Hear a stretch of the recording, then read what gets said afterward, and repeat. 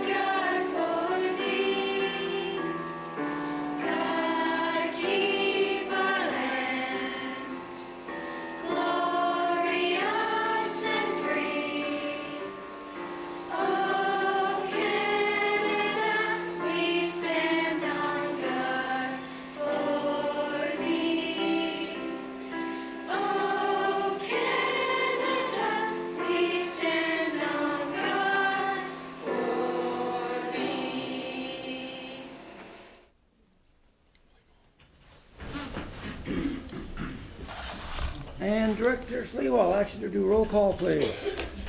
Thank you, Mr. Chair. Good evening, trustees. This is our roll call for our meeting this evening, 23 November. Trustee Armour. Vice Chair Karkner. Present. Trustee Cram. Present. Trustee Garrow. Present. Trustee Bill McPherson. Present. Trustee Wendy McPherson. Present. Trustee McAllister. Present. Second Vice Chair McDonald. Present.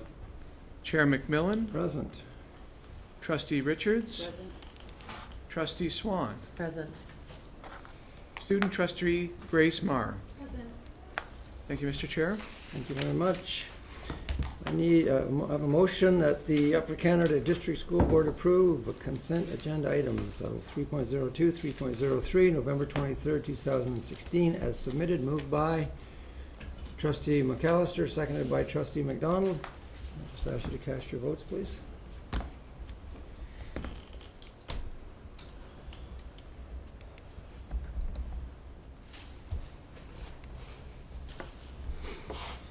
And that carries. Trustee Cram?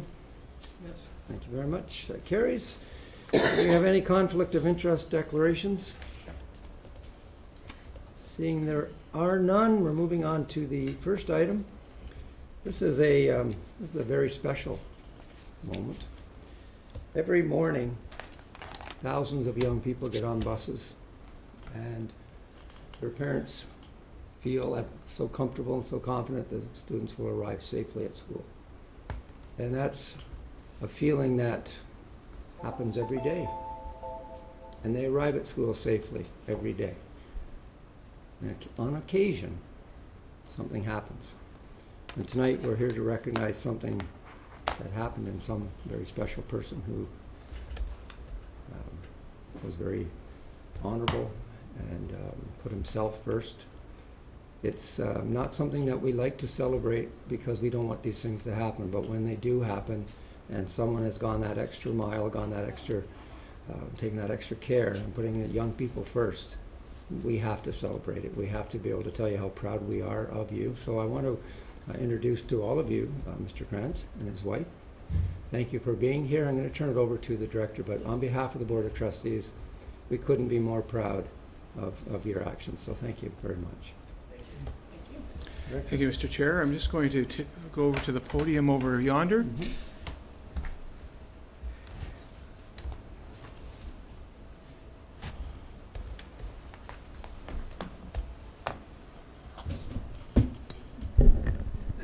So, Mr. Chair and trustees, You heard the introduction from our chair this evening about Mr. Krantz. We're really glad that he and Ms. Krantz could also join us this evening. We also have Principal Jane Holsky from Meadowview School, who's here, and her and her staff also were very important people in supporting our students that day. We'll speak to that in a moment. I'd like just to take a moment just to tell you a little bit about what happened on October 24th of this year, when Mr. Krantz and students on his bus were leaving the school and following about a kilometer away from the school on Highway 29. There was an emergency where a farm vehicle had collided with the bus, and the result of the collision was that the bus was turned over on its side on the highway. And when you look and think about the size of buses and think about how big they are, it's really hard to believe that that a vehicle of that size could actually be toppled over, and yet it was. And we had 34 students on the bus that afternoon, and the force of the collision caused the bus to spin and then to fall on its side. What Mr. Krantz did is what we always hope that adults will do when they're working with our students, and that they are calm, level-headed, and that they put the children first and make sure that they're in a good spot. And we know that Mr. Krantz did do that that day. It was a very difficult situation, as you can imagine, and we're certainly proud of our students who were also very calm and followed Mr. Krantz's lead. And when Ms. Holsky had said to me a little bit later about, how did students react and respond, and she said they did what they did because Norm told them to. And that says a lot about the fact that not only is Mr. Krantz a caring adult, but he's a respected adult that the students recognize and admire. The accident could have been far worse than it was. We certainly had some students who were injured, and we think about them and their families and how that feels when you get that kind of call, and we're glad that they're on the mend. And I believe that all of them are back at school. I look at Ms. Holsky, and that's important for us to know that they're back doing what students should be doing, as they're back at school. Mr. Krantz also, as part of trying to deal with the emergency that was in front of him, was also attending to students who were in distress, who couldn't take the lead and leave the bus, as they had practiced and had evacuated, done sample evacuations before. And we know that Mr. Krantz attended to those children who were in need of immediate adult attention and support. He also declined medical attention while he attended to students. He was the last person to be attended to by EMS personnel, and again, put himself before others, or put others before himself, I should say.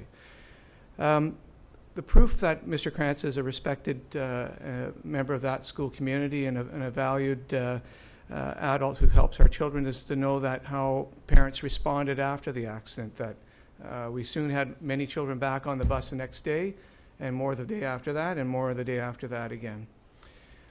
We're so proud of you and what you did, and we're very proud of our students and how brave they were that day. And we're also very proud of the fact that Ms. Holsky and her staff, many of whom traveled down the road to be there to help support the students, and Ms. Holsky herself, who in the evening that followed went to the hospital to be with parents to offer support. So we're very pleased and proud that we have adults that are taking care of students all the time. And tonight we particularly want to honor Mr. Krantz with something, a gift from the board. And I'll ask if Chair McMillan and Trustee McAllister could join me up here so that we could make the presentation to Mr. Krantz and honor him and to thank him for his service and his great care on a day when we really did need his help. So thank you. Please come forward.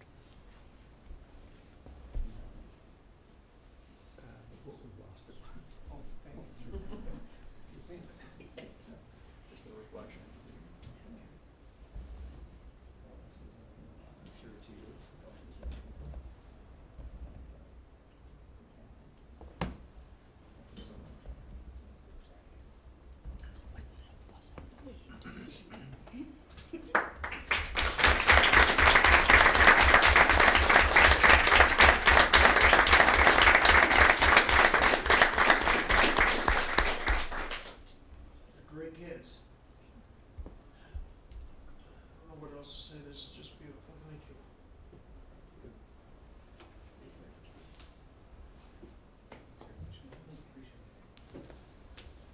Oh, thank you.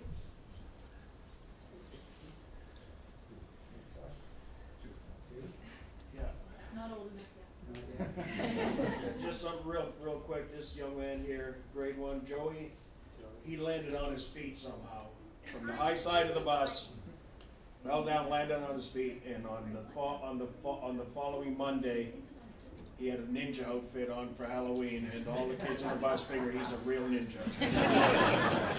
Right, Joe? They think you're a real ninja, don't they? Absolutely.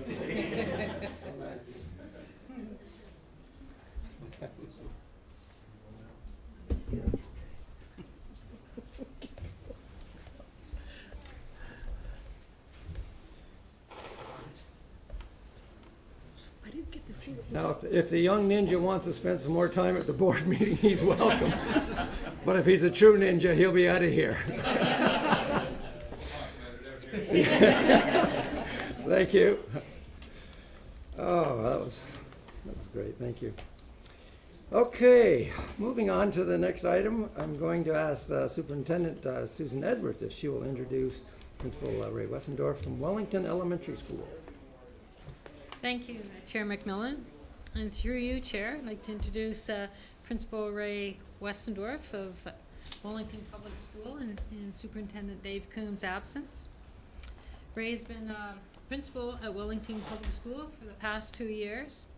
And not only is he very passionate about the student achievement and well-being of the students at Wellington, he's also very passionate about students across our board.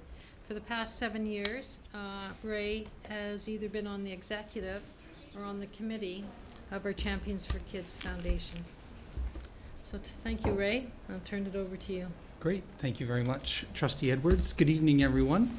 I hope that you are okay with me preparing my notes ahead of time so I can stay on 10 minutes. And, of course, at the end, if you have any questions, I'd be happy to answer any questions you may have. I would like to thank you for this opportunity to share our learning journey at Wellington Elementary School. And as you see on the first slide, like all schools, we are encompassed and embracing the learning cycle of planning and acting, observing and reflecting. And I'd like to say that we have an amazing staff at Wellington School who use PD opportunities and learning time to plan, which is examine evidence, act, which is to teach, to observe, which is gather evidence, and reflect, analyze results, and make next steps to support student learning and achievement. As you can see on the second slide, we have a brief summary of our school profile. I would classify us as a medium-sized school. We're a dual-track school, which means that we have both immersion programming, and we have 62% of our students are in immersion programming.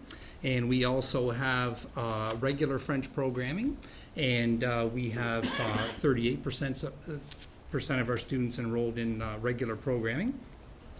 We have 140 families in our school, and we have a very strong volunteer base, as you can see. I would like to, at this point in time, and I'll come back to it again a little bit later, just identify for you that we are also, as defined by the ministry, we are an increased needs school in the area of math, and I'll be talking more about that a little bit later when we get to our math component of our SIPSs. We deliberately work with our partners in learning to create a culture of care. So on the left side of the slide, you can see I have some bullet points there about some partners that we work with at the school. We have many community partners, which include the OPP, the fire department, the health unit, the food bank, the Prescott Golf Club. We're also involved in initiatives like Jammies for Christmas and Success for Teens. We support Jump Rope for Heart, and we have a couple of amazing after-school programs through the Impact Zone and also Big Brothers and Big Sisters. Also on the left, you can see that we enjoy a tremendous partnership with our amazing volunteers whom support our school programs, such as a breakfast program. We serve breakfast every day to all of our students. That's all done through volunteers. We also serve hot lunch every day to students. That's also done through volunteers. We have a great parent council, and we also have volunteers who come in Wednesdays and Thursdays in English and French and read and work with students. We have an active and supportive parent council, which is the third point on the left, and they are involved in monthly meetings. In fact, we just had a parent council meeting last night.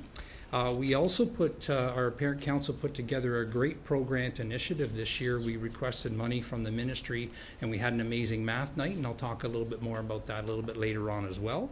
And of course, our parent council is very supportive of fundraising. Staff and students also work as partners to co-construct success criteria as a component of our literacy and our math SIPSs, which directly connect to classroom learning goals. And lastly, on the left, self-assessment, we see students as partners as well, as we work toward encouraging our students to assess their own work and the work of their peers. And that's something that in a growing success document is a direction that the ministry would like us to take, which places the primary responsibility for learning with the student. On the right-hand side, we have 5 points there as well. Would like you to know that as I mentioned earlier, staff are amazing, and they are actively involved in professional development. We have learning teams based on primary and junior division, and we have ongoing regular meetings, and we share our knowledge through OneNote, which is an electronic database that we can be all connected with one another. We really value student voice in our school. That's the second point on the right. Student voice is visible in a number of ways. First off, we survey our students. As an example, last spring we surveyed our students regarding anti-bullying, and we had 10-11 questions that we asked all of our students from grade 2 to grade 6, and to develop a benchmark on how safe they feel at school and so on. And then we will continue to survey our students, to see if we are hopefully having a positive difference in how they feel at school. On the initial survey, the majority of our students say that they feel safe all the time or most of the time, and nearly every student says that if they have a problem at school, they certainly have someone they can talk to at school, and we're developing a benchmark for future surveys. We also have student leadership through We Schools. That's an umbrella that we operate under, so it's kind of like a student government, but it's through the We School group.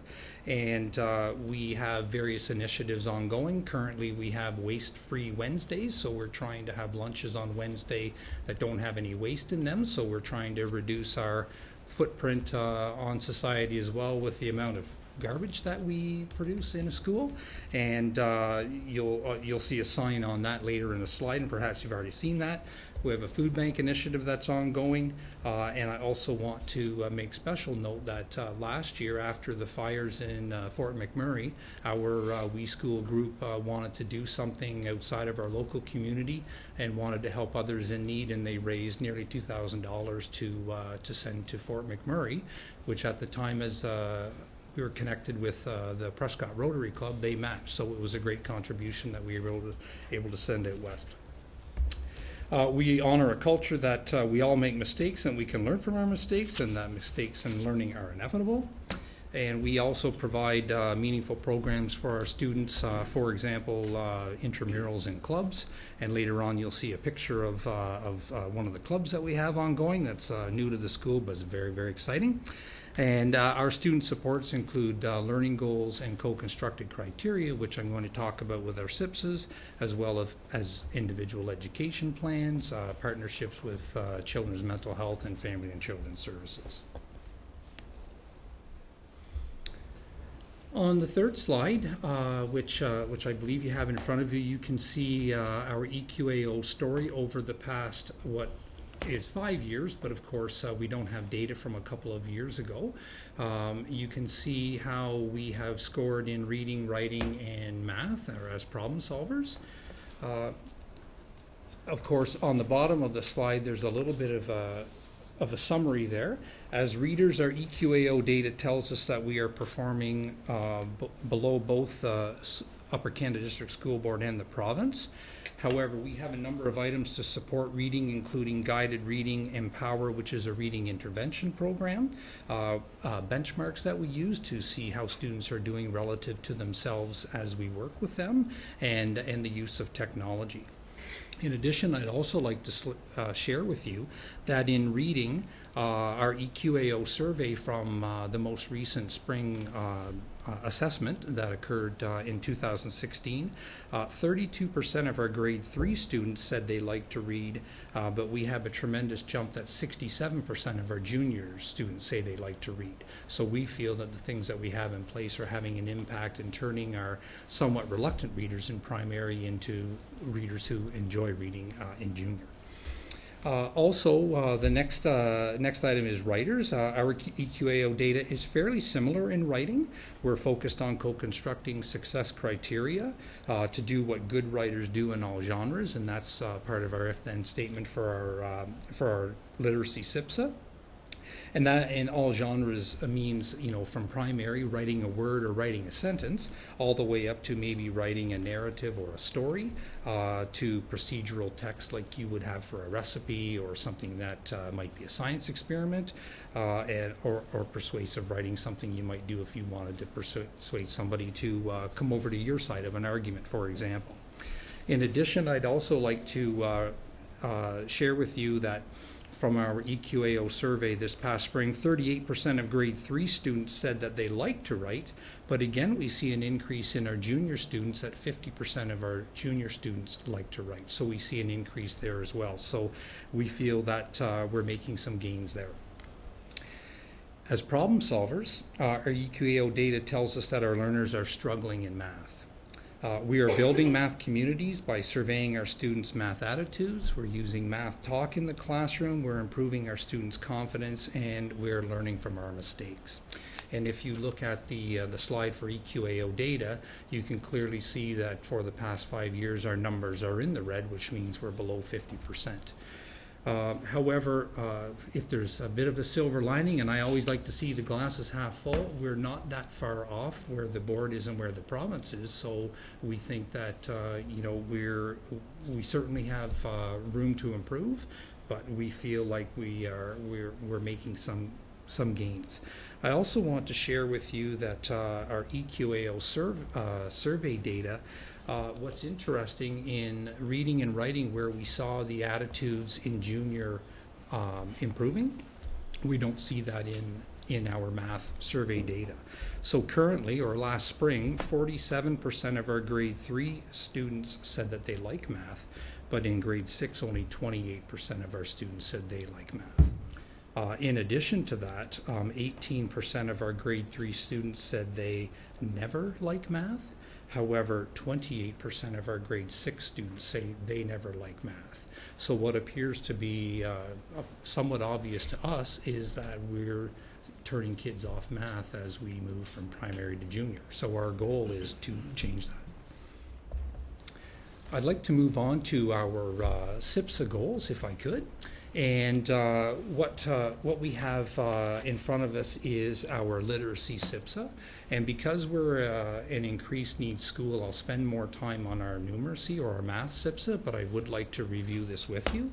Our if-then statement for literacy simply states that if students create and use co-constructed success criteria to identify what good writers do, then students will improve their writing in all genres. And again, genres means various forms of writing, so narrative, persuasive, and so on.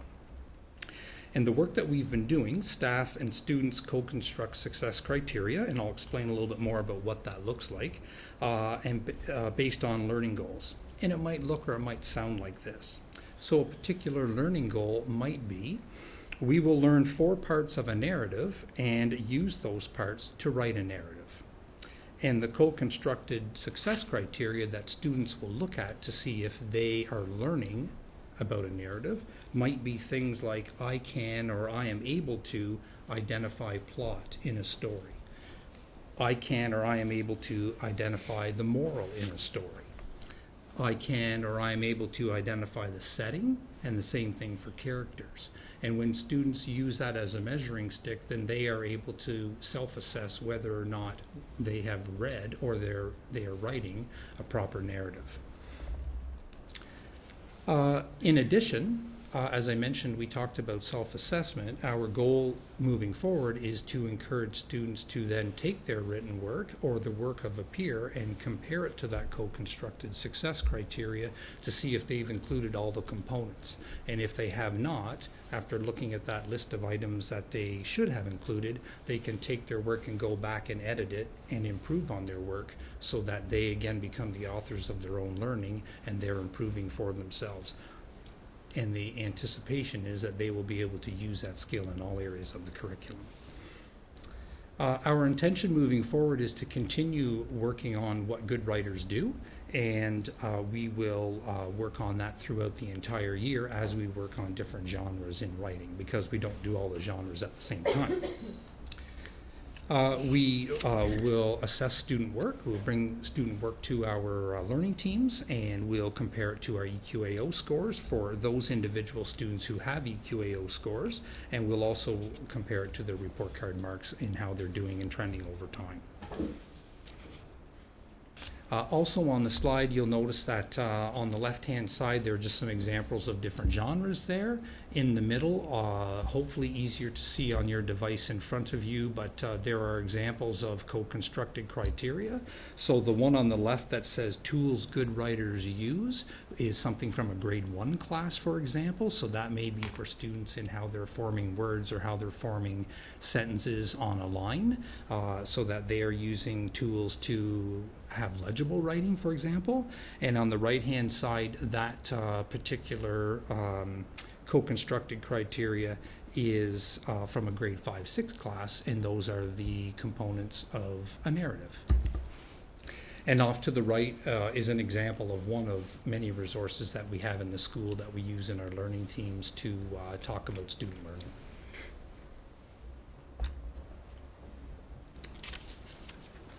The next area that I'd like to cover is our numeracy or math SIPSA.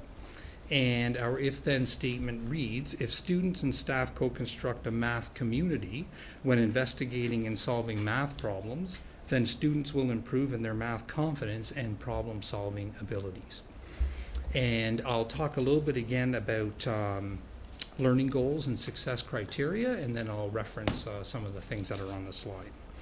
As I noted earlier, Wellington Elementary School is ministry defined as an increased needs school in the area of math. Research indicates that many students see math as hard, boring, somewhat irrelevant, and unrewarding. And that's from a ministry document that we have looked at as a learning team. In addition, that same research also has revealed that many students feel that they are not good at math and that they can't do math. And I think that aligns with what we're seeing in our math surveys at EQAO and so on. So based on that information, that research, and based on our EQAO survey data, which is only for grade 3 and grade 6 students, we decided as a starting point this year that we wanted to determine the math attitudes of our students in our school. So we are in the process of almost completing surveying all of our grade 1 through grade 6 students on their math attitudes. This was a survey that was relayed to us at a math day that we had, and has a number of statements in it, and students have to rate themselves whether they strongly agree, they agree, they're neutral, they disagree, or they strongly disagree to statements like the following: I am good at math, I like math, I can answer difficult questions, I like using different ways to solve math problems. So our goal is to survey all of our students to determine a benchmark so we know where they feel. The encouraging news is that the results that we see so far from a couple of classes, we've surveyed 7 out of 8 so far, and we have the results back for 2. The 2 classes that we have data back for, the percentage of children that are saying they like math and they feel that they're good at math is greater than what we saw on the EQAO survey results. So that's really encouraging for us. Our goal is to pique students' interest, create confidence in their ability to problem solve, and provide opportunities that will engage students in their learning, which will in turn motivate them to learn, ultimately improving student results. To support our current work in Cycle 3 on developing a positive math community, we have focused on the following. So I'm going to talk a little bit about the things that are on the slide in front of you. First off, the starting point was the survey and math talk. And in math talk, what we are doing is we're trying to develop consistent language. And off to the right, you can see a learning goal for math talk, which states what is expected of me, so my classmates and I will learn in our math talk community. And then we build the list of criteria with the students on what they think is required for good math talk in a positive classroom. So the students have come up with those ideas that are on there. In addition, we found a Math Talk poster that we thought was relevant to our work, so we've had this Math Talk poster placed in all of our classrooms so that we can build common dialogue and respectful conversations around how students interact when they are solving problems and doing their math work. And as a side note, wasn't part of my speaking notes for tonight, but I was in a grade 4 classroom this afternoon and had the opportunity to stay in there for about 35 minutes. They have a 1-hour math block, all of our classes do.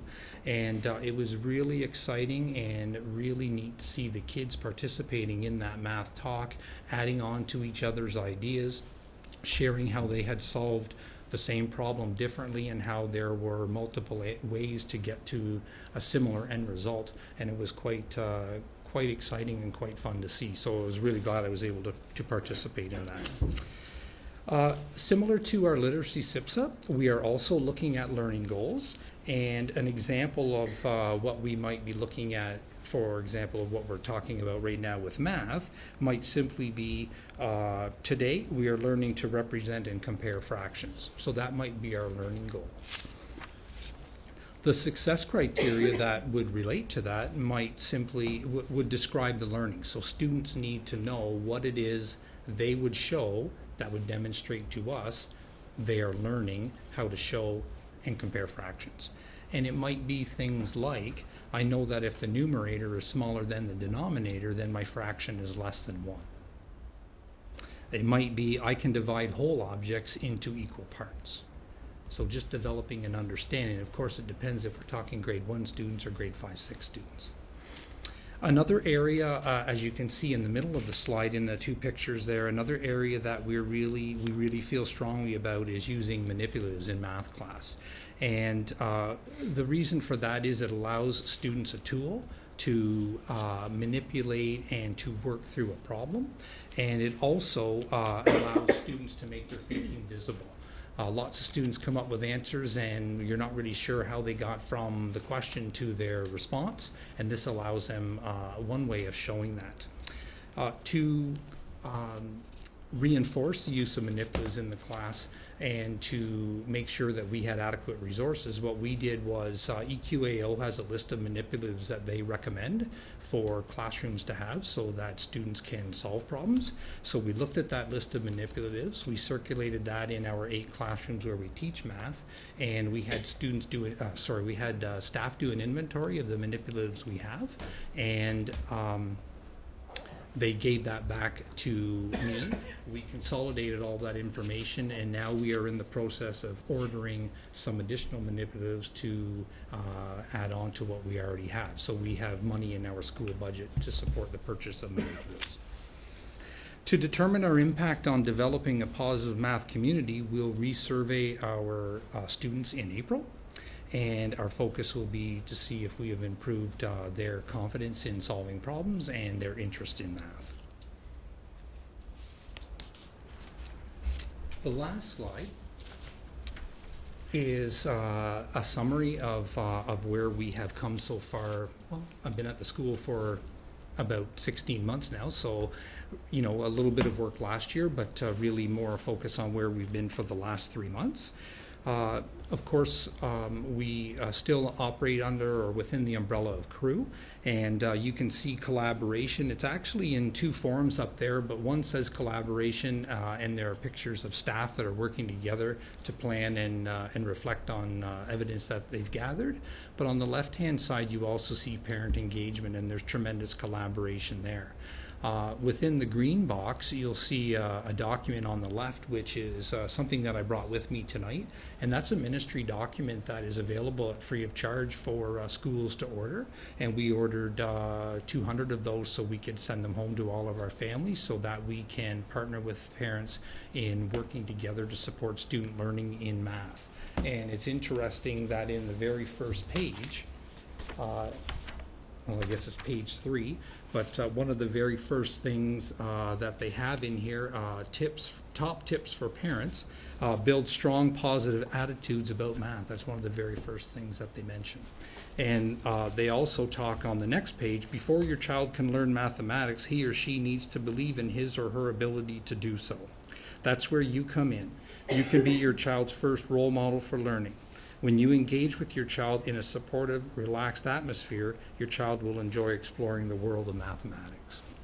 So we thought that would be a valuable resource for our parents to have as we work together. We also are starting in our monthly newsletter. We have a math corner in there, so we're trying to put in some things for our parents that maybe will help them partner with us around the area of math, so some ideas around resources that they could access. The first one was around that this document was coming home and how they could use it at home and so on. And lastly, I mentioned earlier we had a tremendous math night. We had a group come in who set up all kinds of mats on the gym floor, and so it was a physical literacy type of thing and math learning, and we had 50 of our school community members come in representing 20 families, so we thought we had a very, very good turnout. It was a great night where parents came in with their children and they worked through all the different, there were about a dozen math activities that they went through with their child, and they had great fun, lots of learning. And what was really neat to see is the parents and their children came to the school. We started at 6 o'clock. They arrived between 6:15. They went to the gym.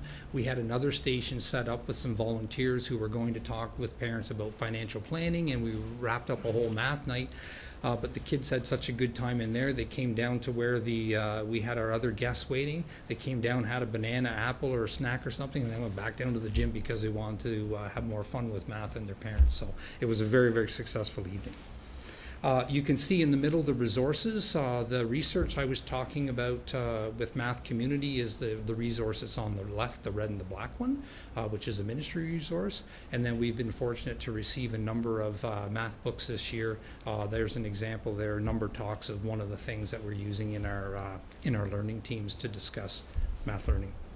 Educational programs under CREW, well, we just spent some time talking about our literacy and our numeracy SIPSs, so I think that I hope you have a good understanding of where we are there. And of course, wellness along the bottom, you can see the various photos that I have there. The photo on the far left is a brand new club we've started up, which is a trading card club and a Pokemon club, and oh my goodness, we've got lots of excitement. It's been pretty busy in there. So 25, 30 boys and girls from kindergarten to grade 6 coming in and talking about Pokemon and hockey cards and Yu-Gi-Oh cards. So it's been very, very fun and exciting. The next picture is a snippet of the survey that we use to survey our students for anti-bullying for the student voice piece. The next photo is school spirit, so we have lots of spirit days. That was a pajama day, some grade 1 students who were posing for the camera. I had mentioned earlier about We Schools and an initiative that's occurring. We have Waste Free Wednesday that is happening, and so we have student-made posters. It's a student-led initiative, and on the right-hand side we have just an example of athletics or intramurals that we have going on at the school. In closing, we believe that we have learned so far that it's important to be deliberate and choose work that will allow us to gather evidence so that we can determine our level of impact on student learning.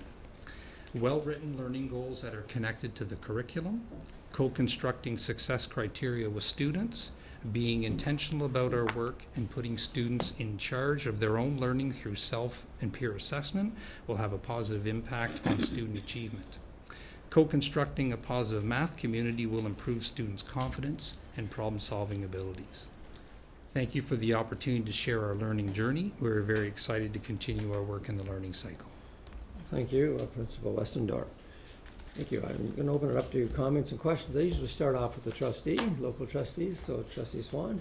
Thank you very much, Ray. I think Wellington is a great mid-sized school, and I really like how you and your team are tackling the literacy and numeracy scores. Through your chair, a question. When you say manipulatives, the money's being spent on manipulatives in the classroom, what do you mean? Like, can you give me an example? Sure, through you, Chair. Thank you for the question. Manipulatives are things like I had in the photo there. So linking cubes are an example of a manipulative. Clocks, where students can manipulate the time on clocks and show they understand the learning, that's an example of a manipulative. There are various tiles, algebraic tiles. They can be in one of the pictures there. One of those photos was from a kindergarten class. So one of the things that we're intentional about is and students are discovering their learning. One of the things that we're doing is naming the math. So we might not tell them all of the shapes and what the names are, but as they learn and they sort and they separate a 4-sided shape from a 6-sided shape, then we name the math and say these tiles are rectangles or squares, these ones are hexagons, or whatever the case might be. That's great. Thank you. Thank you.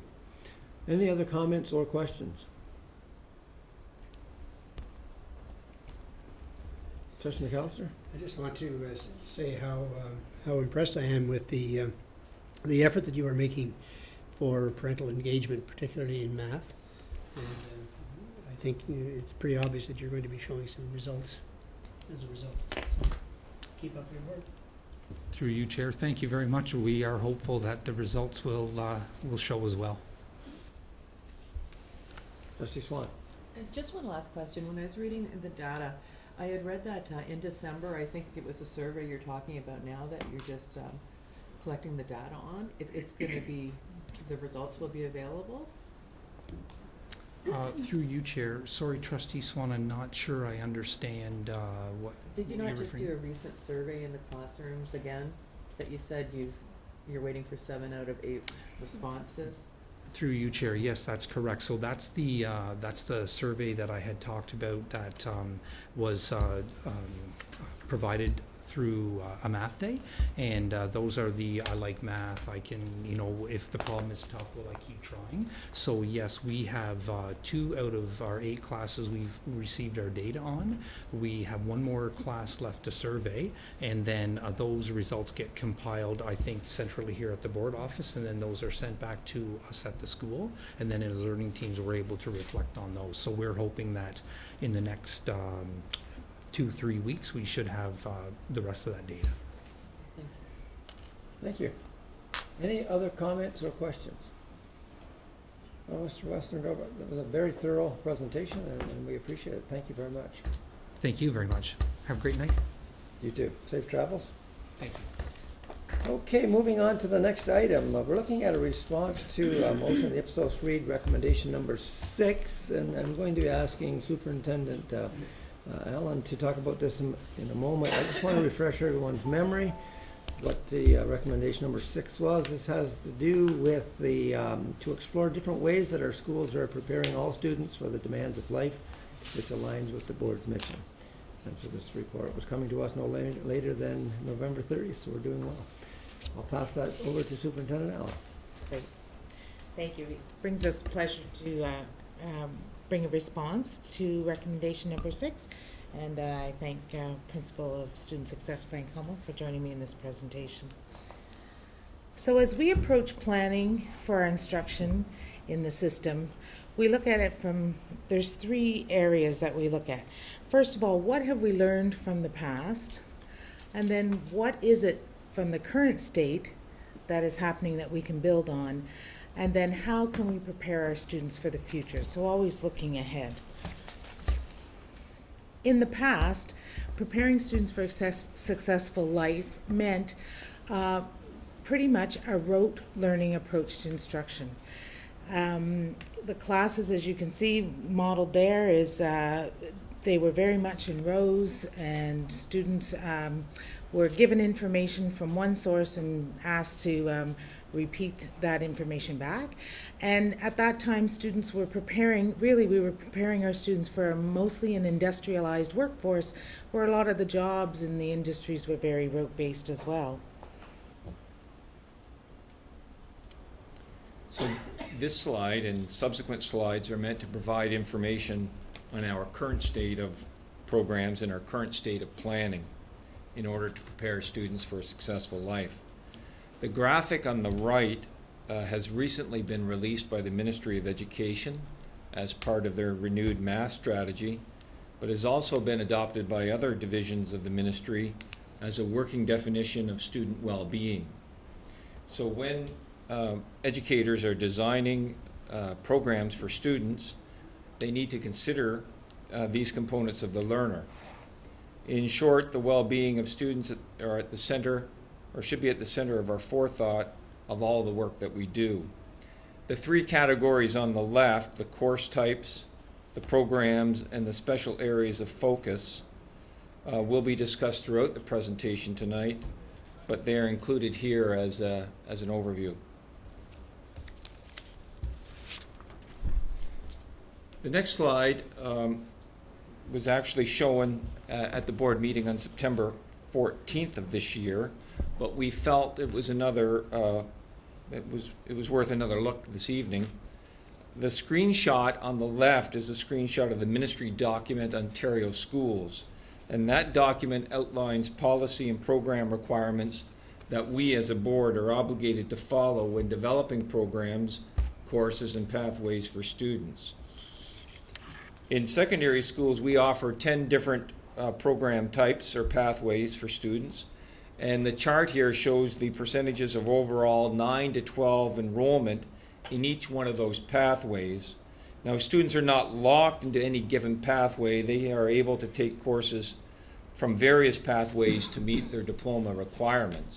And you can see the percentages there of our overall enrollment 9 to 12 of how they're distributed across those course types or pathways.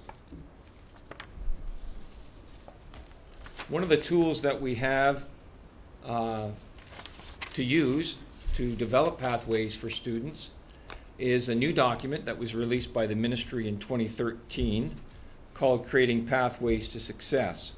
And it is a K-12 document, and it's essentially a career life planning document that is really focused on the 4 questions you see on the right. So students, as they are working, and teachers as they are designing activities for students, should be keeping in mind that a student should be thinking about who they are, what their opportunities are, what they want to become, and what their plan is to achieve those goals.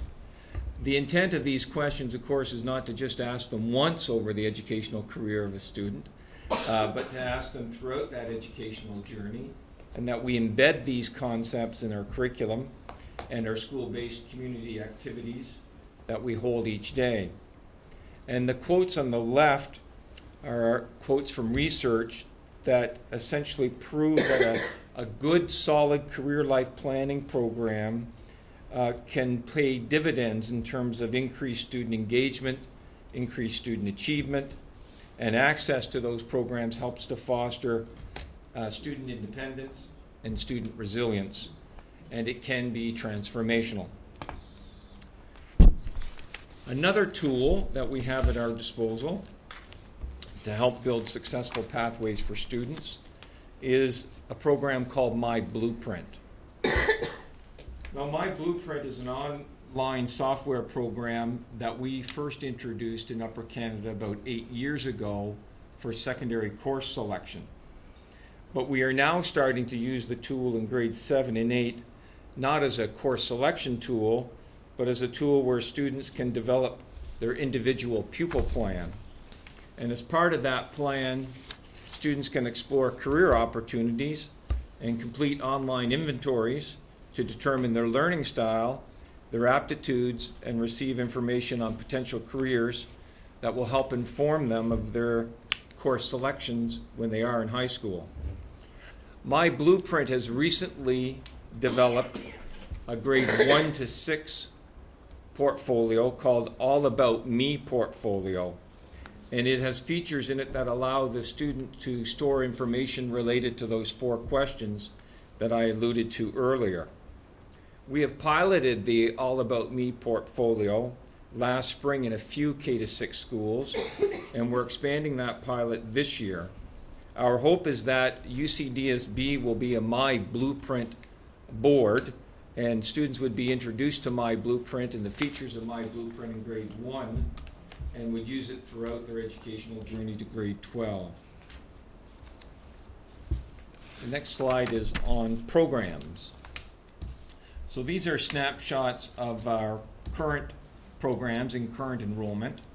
The Specialist High Skills Major Program, which is the top graph on the left side, shows the increase in enrollment in those programs for the last number of years. And you can see that we currently have 1,175 students in that program as of June, and it looks like we're on track to surpass that number this year. And that program, of course, is just for grade 11 and 12 students. You're not eligible to take that program until you are in grade 11. The graph on the right shows the footprint, the percentage of students in grade 11 or 12 enrolled in a high skills major program.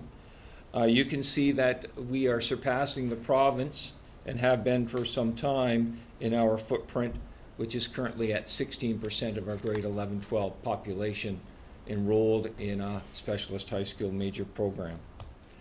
The bottom graph shows enrollment numbers for cooperative education. And you can see from the graph that we continue to increase access to our cooperative education programs, and that's a testament not only to our schools but also to our communities that embrace our students working in their companies and their businesses. The next slide shows you what we refer to as dual credit. Now, a dual credit program is another partnership program. The Upper Canada Board partners with St. Lawrence College as well as Algonquin to offer high school students an opportunity to try a college credit. And that opportunity is free of charge, and the student is still enrolled in Upper Canada, but for a period or a period of time, they do go to the college to take a college credit. And that college credit is a first-year credit. It counts towards their first year of college if they decide to attend college. And we, Upper Canada, also provide them a credit towards their high school diploma for taking that course, hence the term dual credit. Now, there are 2 main types of dual credits. One of them is what we refer to as a level 1 apprenticeship credit. So this is where a UCDSB student would attend Algonquin or St. Lawrence College to take an apprenticeship course in something like carpentry or auto technician or plumbing or welding or hairstyling, versus the regular dual credit course, which would be a first year college course in English or math or business. Our college partners love the dual credit programs because over 80% of high school students who take a dual credit course end up enrolling at the same college later on once they graduate from high school. So it's a terrific marketing plan and marketing strategy on behalf of the colleges, and everyone wins. Now, dual credit seats are funded by what was once referred to as MTCU, the Ministry of Training, Colleges and Universities. But recently the government changed the name of MTCU to the Ministry of Advanced Education and Skills Development. So placement in students in dual credit programs can vary from year to year, and that's the reason why you're seeing some changes in our enrollment numbers on that graph on the top right. And that's because the funding, which comes through the Ministry of Advanced Education and Skill Development, varies from year to year. But nevertheless, all indications are that the the government will continue to fund this program, and will continue to be, our students will continue to benefit from it. The bottom graph shows the number of students who are in a cooperative education placement that can be considered a youth apprenticeship placement, meaning that they're placed in a potential skilled trades. And there are over 150 skilled trade placements. Now you can see that the numbers are declining. And we feel there's a number of reasons for that. The main reason being the government's recent introduction in 2014 of a bill called Bill 18, which essentially mandates that employers treat all workers, including cooperative education students and volunteers, essentially all unpaid workers, and receive the same training as a paid worker. So this, we believe, has created a higher level of responsibility for the employer, and as a result, particularly in the apprenticeship or in the trades, it's made it challenging for employers to want to take on a high school student, and unfortunately has negatively impacted some of those numbers. And another contributing factor that we believe is happening to that decline is that as college enrollments go up in the skilled trades, they too are looking for placements in the community. And if you're an employer, I think your first choice is going to be to a college student versus a high school student. So those are two of the reasons that we've come up with as to why those numbers have been declining for OYAP participants. The next slide are pictures of a skills competition. Now, our skills competition is a joint competition that we host with the Catholic District School Board of Eastern Ontario, and we host it every year at St. Lawrence College. And at the competition, there are over 20 different skills that are showcased, and students compete in culinary arts, carpentry, small engines, welding, hairstyling, robotics, photography, and it's a wonderful competition. And if they win locally at the skills competition that we host, they move on to the provincial competition that's typically held in May of each year in Waterloo. And the next slide are pictures taken from that competition. Last year, in 2016, we had 159 students participate in our Eastern Region skills competition, and 30 Upper Canada students qualified from that competition to go to the provincial competition, and we had 2 students medal at the provincial competition. And a few years ago, we had a student win gold at the provincial, and we sent her to Vancouver for the Canadian skill competition. So that was exciting for us and for her. So that brings us to, when we think about preparing our students for a successful life, brings us to setting the stage for the future for our students. And we know that we're currently preparing students for jobs that don't currently exist, and using technologies that perhaps haven't even been developed yet, and to solve problems that we don't even know are problems yet. So really, we're looking forward to preparing them with 21st century competencies, where the jobs that we have now will look totally and radically different in the workplaces that the students are going to be engaged in the future. So we always have to keep that in mind as we talk about preparing our students for a successful life. So when we look at the 21st century competencies, the research supports that need for deep learning. And really this is directly connected to some of the conversations that we've heard in some of our school presentations, where we're talking about the students being able to take what they've learned and apply it in a variety of different situations.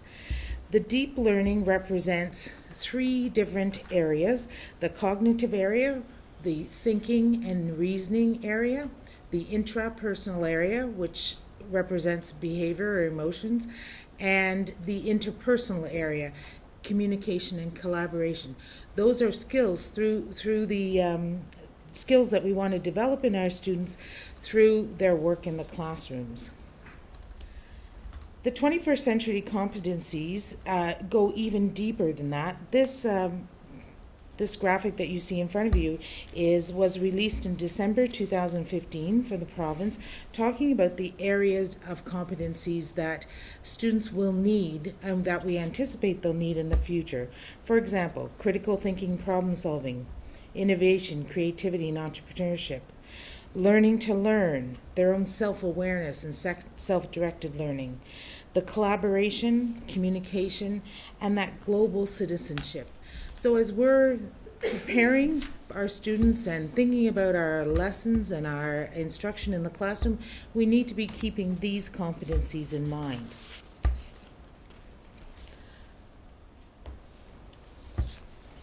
So we do have some help as we begin to prepare students for a successful life, and some of that help, as we indicated earlier, comes from the Ministry of Education. And recently the Ministry of Education last school year in the winter months of 2016 released this document, which is it's a draft document called Community Connected Experiential Learning.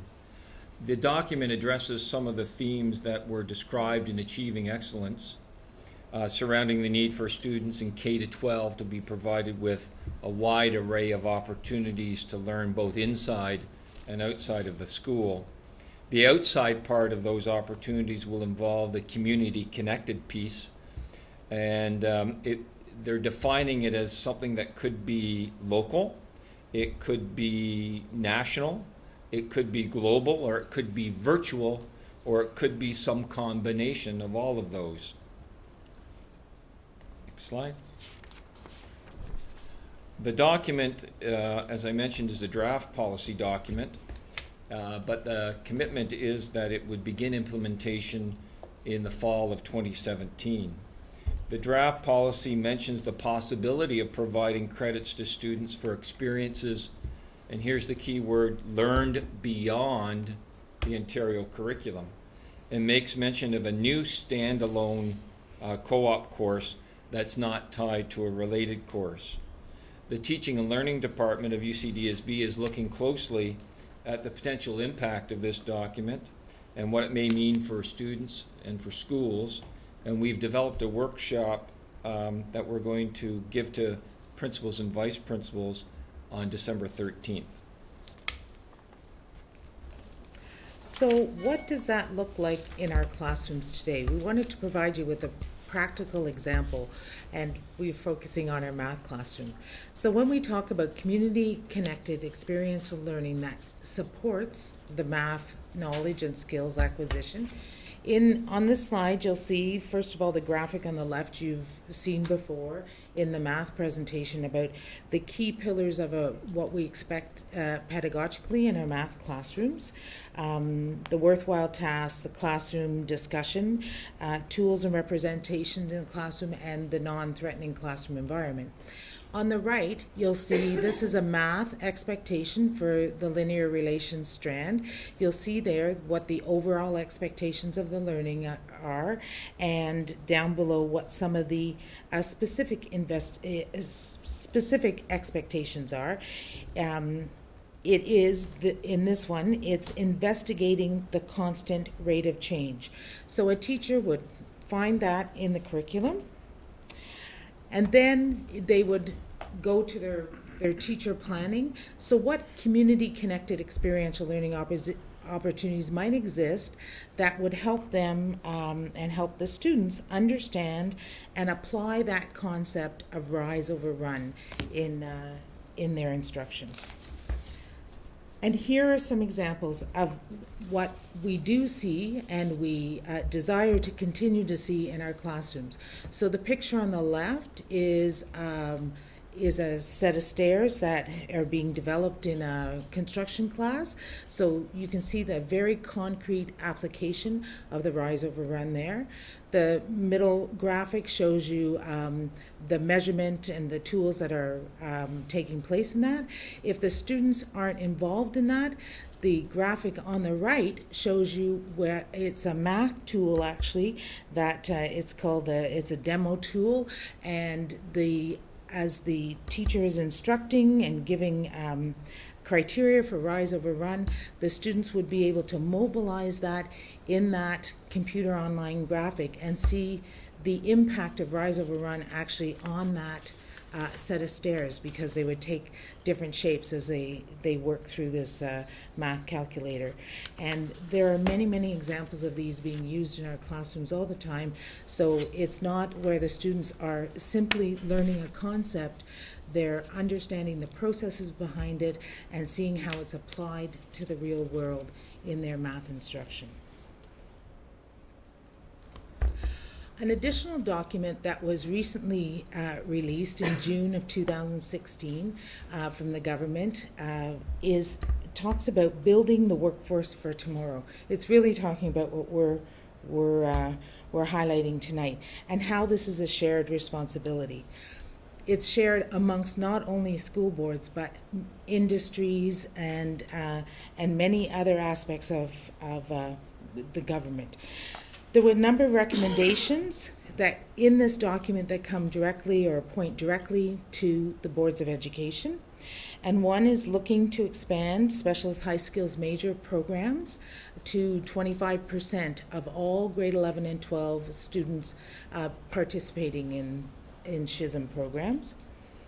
Expanding experiential learning opportunities, as Frank highlighted. It looks like there will be lots of support continuing for apprenticeships and co-op programs. There is the document highlights to ensure that adult learners have access to experiential learning, that there's increased promotion of the pathways, the traditional, the non-traditional, science, engineering, and technology. And finally, that there's a focus on teaching competencies demanded by the evolving economy. And it outlines problem-solving, teamwork, entrepreneurial, curricular, and extracurricular, many of which lead right back to the previous slide of the 21st century competencies. So as we talk about preparing our students for a successful life, really, as we said earlier, our classrooms are and need to become more like the work environments that the students are going to be part of in the future. And we really see this becoming more and more reflective of our secondary, our elementary and secondary classrooms today. And you'll see how the classroom on the top left really is reflective of the work collaboration or work environment on the right that they may be part of the future. I'm focusing on those other skills. So there's lots of work yet to do, but we're very encouraged by the supports that are coming in this way and the instruction that's happening in our classrooms. Thank you. I'm going to open this up to comments and questions. Student trustee Meyer. Go ahead. So I have a comment regarding, I know there's a lot of information in that, but regarding my blueprint. So I just want to say, at least from a student's perspective, how great of a resource my blueprint truly is. And when it's working. Yeah. And it really does offer so much information and so helpful.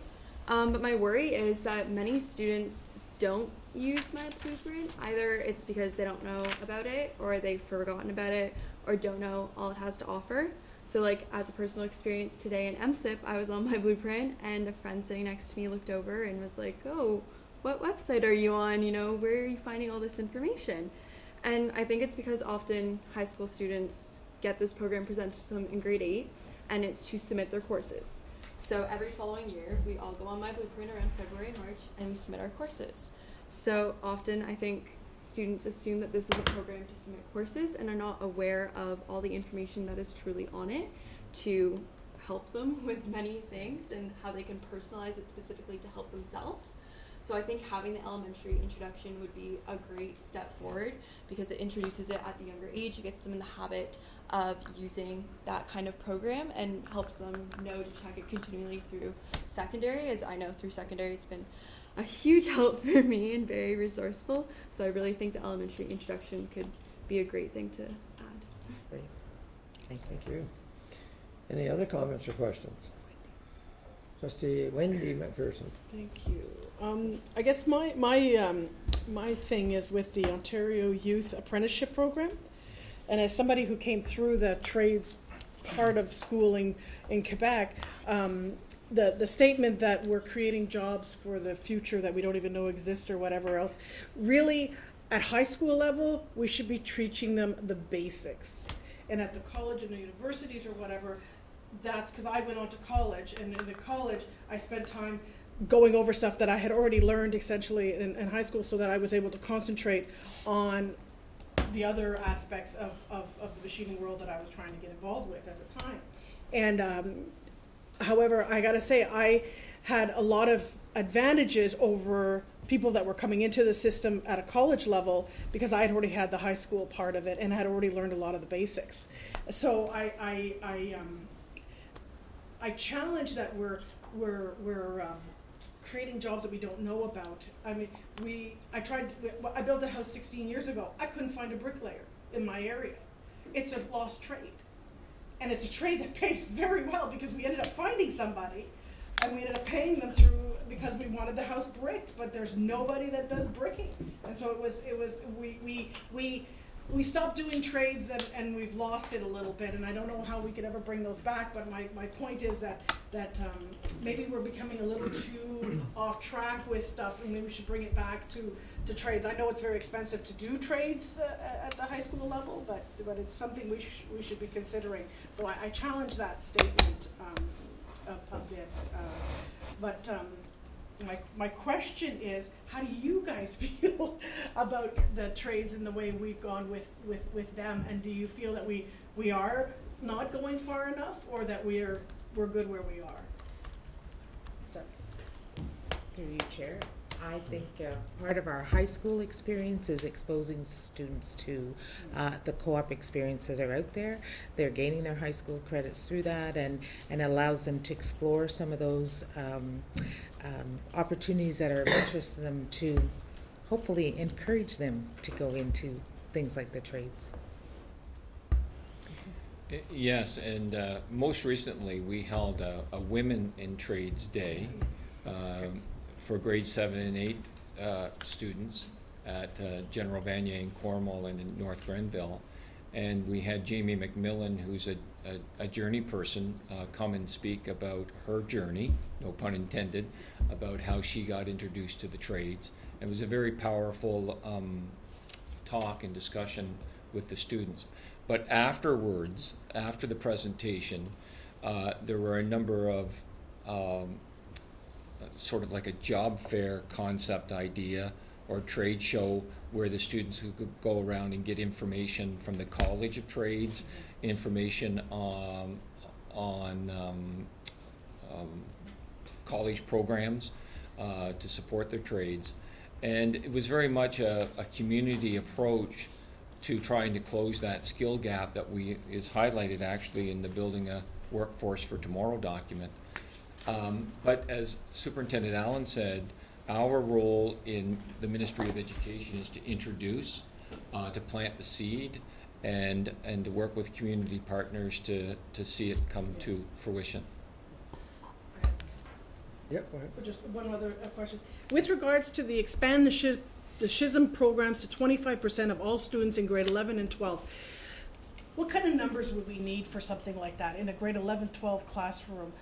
What kind of numbers would be able to say we could have a viable SHISM program going for, I don't know, what programs do we have out there that like I'm looking for you to tell me, do we need 50 kids in grade 11 and 60 kids in grade 12 to make a SHISM kind of work, or that's what I'm looking for from you. Through you, Chair. The Ministry of Education provides funding for the SHISM program outside of the GSN grants. Okay. So it's over and above the general grants that we receive.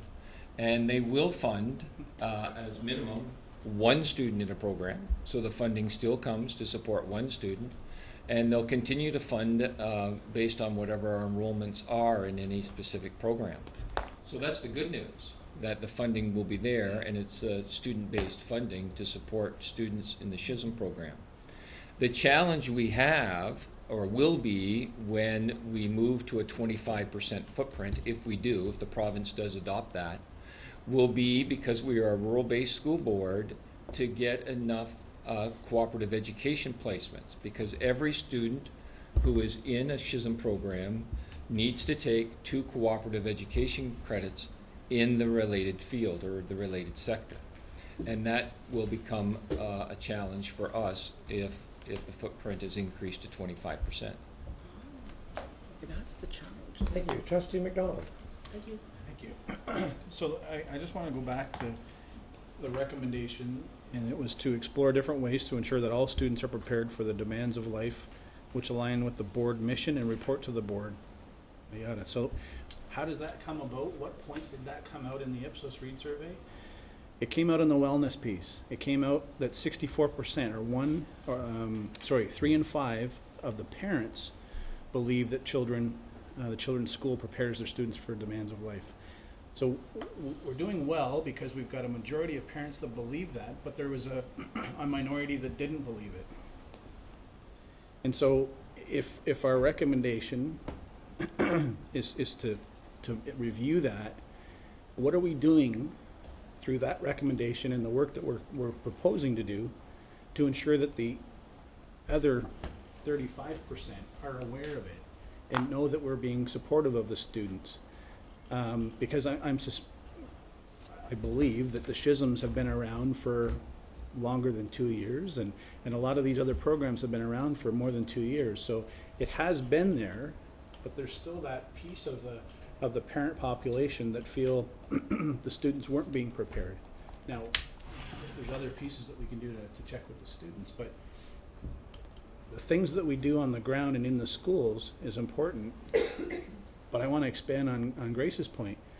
If they don't know about it, that's the piece that we're missing.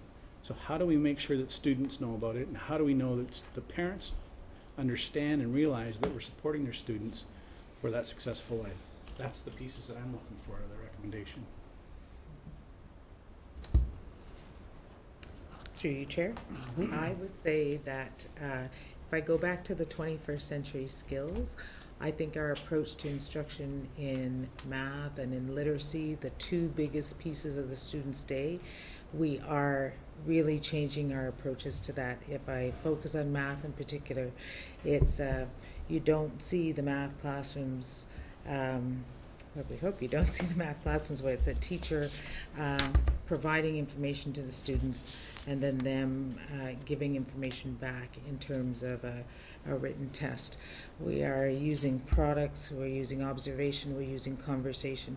We are very much focusing on things like math talks in our classroom, where the students are talking about what they're learning, they're defending their learning, they're sharing their approaches to the problem solving. Those sort of things are all part of the skills, the 21st century skills, and that's what our students are going to need. And so building that confidence in our students as learners, and I think also, even if I go back to Wellington's presentation tonight, listening to the students, talking, making sure that they understand, that they are engaged in their learning, and they feel that their learning is a very important part of what they do. In other words, do they like math and do they like reading? And if they don't, we have to try and encourage that. And that is the wellness piece, and it's also the engagement in the learning piece. And I think all of those things in hand will increase all of what you're talking about and what we want for our students. Go ahead. Yep. And I don't disagree with you. I think perhaps there's a disconnect in what parents believe is a successful life and what we believe is a successful life. Because my understanding and how we put the mission in is that we light the spark in an individual student, and then they explore whatever they want, just as you said earlier. in some cases, we may have some individuals who believe that we need to have specifics, right? We need to have the doctors, we need to have the lawyers. And I think there's a disconnect potentially there. And that's something that we need to address. So as we've talked tonight, as we've heard the information, part of our conversations, I think, in the future is to make sure that we highlight that 21st century piece, right? We're not just putting out bricks and mortar. I'm sorry to put the pun on you. We're actually creating an opportunity for kids, right? We're putting it out there for them to decide what they want to do. All the pieces are there. It's just making sure that everyone knows that they're there. I think that's the challenge that we're going to have. So demonstrating it, but connecting the dots is the important piece. So how do we connect the dots to do that? And maybe that's not an answer that you can do tonight, but I think it goes beyond just the demonstration. It's making sure that we have that understanding in our communities of what's happening in our schools. Trustee Carter, thank you. Thank you, Chair. On slide number 8, Mr. Hummel, you were talking about the Chisholms and the percentage that we are now at 16%. How many Chisholms is that in our system in a semester? Okay. Do you have that number? Through you, Chair. So currently, the Ministry of Education has what they call 19 different sectors of high skills major programs. And when they set up those programs in 2006, they worked with industry leaders to create the skill set that we were embedded in those programs. So of those 19 sectors, Upper Canada District School Board offers 45 programs in 12 different sectors. So we don't quite cover all 19 sectors, and we don't cover all 19 sectors because we don't have a market or cooperative education opportunities for kids in an aerospace high skills major, or a mining high skills major, or a forestry high skills major, which are 3 of those 19 sectors. But we do offer students programming in hospitality, high skills major, arts and culture, agriculture, construction, sports, and so on. So those are the opportunities that are available to our students currently. Okay, thank you. Trustee Cram? No? Trustee Bill McPherson and then Trustee John McPherson. Thank you. You just mentioned forestry. I think you need to go talk to PDCI. Considerable forest industry happens in the north part of Lanark. Anyways, 2 questions through the chair. Do your schisms, that's a word you don't want to say in a hurry, do they have to be tied directly to the co-op placement? Yes. They do. Okay. Secondly, I heard you mention, now I'll admit my son did 2 full terms of co-op in a heavy equipment garage, and I remember him mentioning this issue. The requirement to meet the Ministry of Labor code, so to speak, as to safety training and everything like that for co-op students, is that now counterproductive to the success of the schism/co-op placement? Through the chair. Through you, Chair. So Bill 18 restricts really opportunities, in my opinion, for cooperative education students, because the employer, through the revised Occupational Health and Safety Act, must provide the full range of training to a cooperative education student as they would to a regular employee or paid employee in that business. So as you can well imagine, in the trades, that level of intensity of training is challenging for a small employer to offer to a high school co-op student. And therefore, when the cooperative education teacher visits them and says, would you take on a student, they're reluctant to do so. Is that right? So that would explain why sometimes students that do a co-op placement get concerns because they have not experienced the full workplace environment, so to speak, because of the, I would assume, the fear of the co-op employee, so to speak, to get in trouble with the Ministry of Labor. So you've got two government agencies and they seem to be working against each other. You don't have to touch Care to that answer one. that one? Yeah, no. I mean, that's the through you, Chair. I guess that's the bureaucracy in which we live, and I think at the heart of all of this is the safety and the concern for the employer as well as the employee and the student. Thank you. Trustee John McAllister. Thank you, Chair. The motion was, to explore different ways that our schools are preparing students.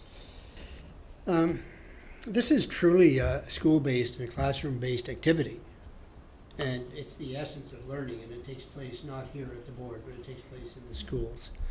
So I guess my question is, how well do we know what our student reactions are to our efforts? Have we tested them? Have we surveyed them? Is there a possibility of including a question on the Tell Them From Me survey? And I would take it one step further. Do we know if our staff has the resources that they need to do the job that they are expected to do?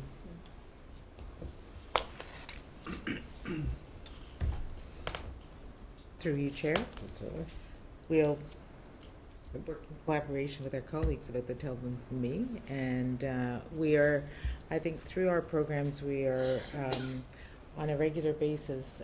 There's training that happens with our co-op, our SHISM teachers and our co-op teachers, our guidance counselors. So we are always trying to gather information from them about doing their job, what else they need to do their job, and we're always open to the student voice, which is what we're trying to gather more and more of, right, to help design our programs. So do we have something specifically right now to say that we have that measurement? No, but it's something that we're definitely incorporating, and we've seen it through the math work and through the, again, I point back to Wellington doing that wellness survey that they're doing in their own schools. Thank you. Trustee Swan. I just wanted to go back to through you, Chair, the SHISM.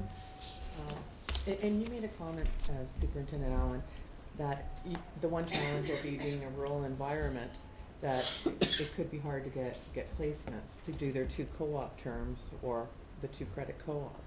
And I'm just wondering, what are we doing, if anything, to promote co-op, let's say perhaps over the summer to even grade 10 students, instead of just targeting the 11s and 12s? Well, I'll start and then I'll turn it over to Principal Hummel. But our summer co-op numbers, and we don't have it in this slideshow, but we did have it in an earlier presentation this fall, are actually on the rise. We have many more students participating in summer co-ops, which gives them a lot more opportunities in their educational journey. Through you, Chair, I'll add to that, and that's an excellent question. And when the High Skills Major program was first introduced, students were only permitted to take those 2 cooperative education credits when they were registered in grade 11 and 12.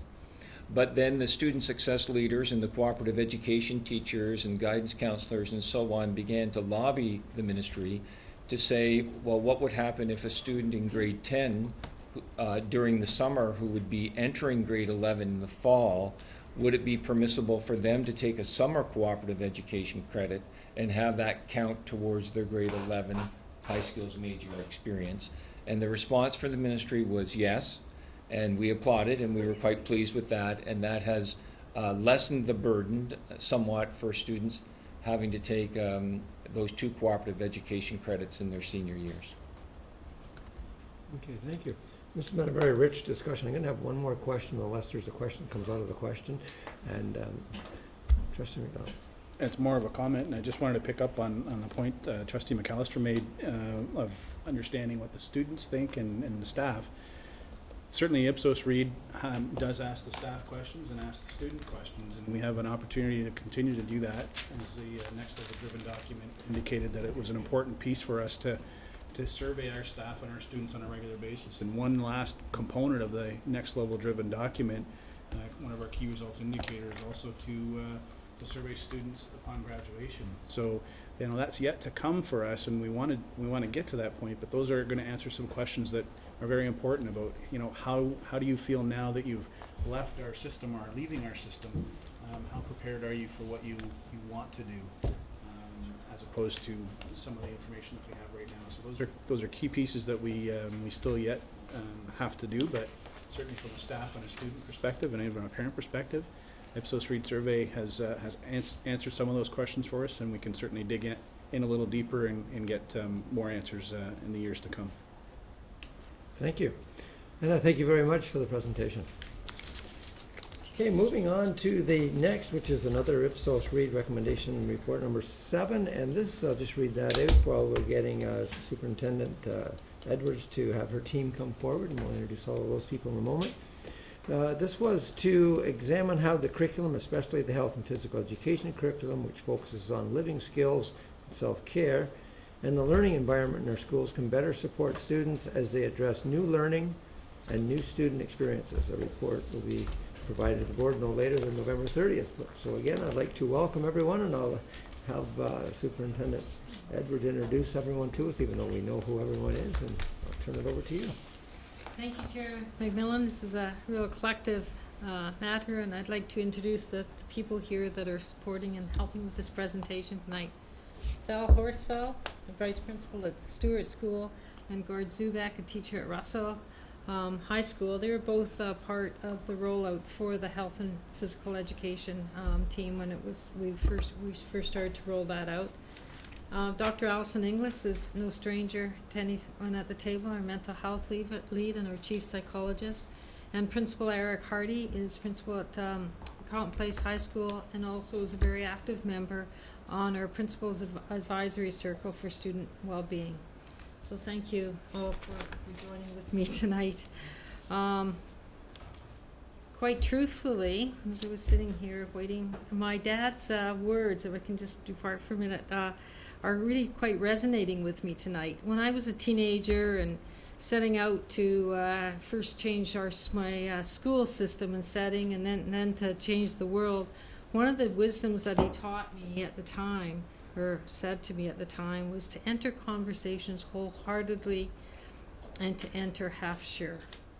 And that he reminded me at the time that we learn by asking questions. And tonight's topic on student well-being is certainly one that leads us to many more questions. The other thing is, with the support around the table, I know that my colleagues said, how many people are you bringing? I said I could bring the whole board table here. Because quite truthfully, it takes the saying, it takes a village to raise a youth. And I'm really, really thankful for the leadership of Val, Gord, Allison, and Eric that we have here tonight on this topic. And I'm very grateful for the work of our leaders that they do on student well-being across our district, across all of our schools, to make a difference in student lives. Our board mission statement is, we prepare all students for a successful life.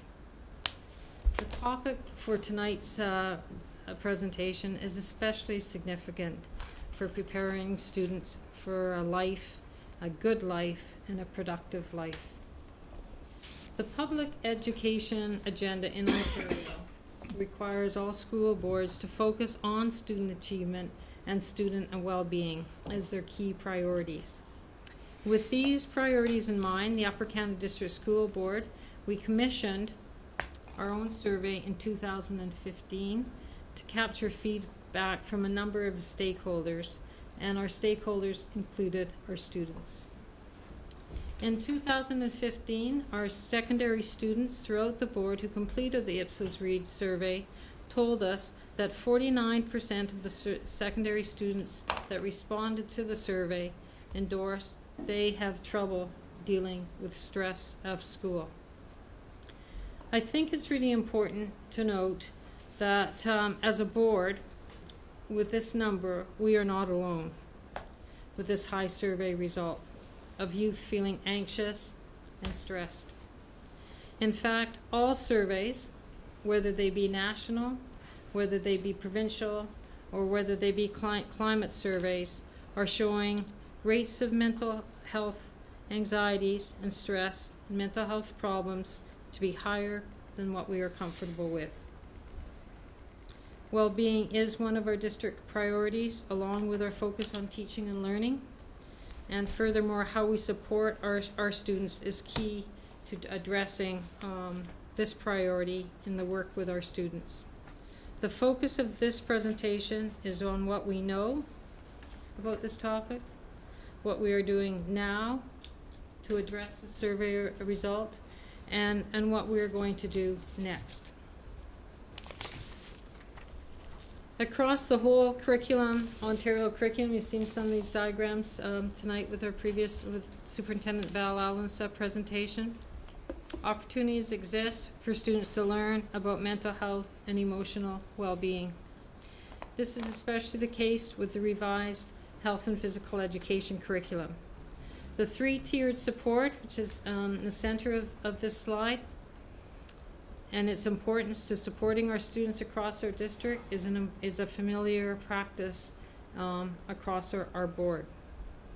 With dealing with the topic of stress at school, we see particular strength and opportunity with the revised HP curriculum, and as Dr. Inglis likes to say, the bottom tier, the tier 1 of growing the green. So that dark green, what we would like to see within this triangle is that we continue our growing the dark green. In other words, the HP curriculum provides an opportunity for us to teach the knowledge, attitudes, and habits which promote mental well-being. Oops, sorry. The revised health and phys ed curriculum is a strong support curriculum for understanding and promoting students' mental health and well-being, and helping them to understand stress, what causes stress. There will always be some things that cause stress and that are stressful and unavoidable. Now, the important piece is, though, when that happens, what can we do to help?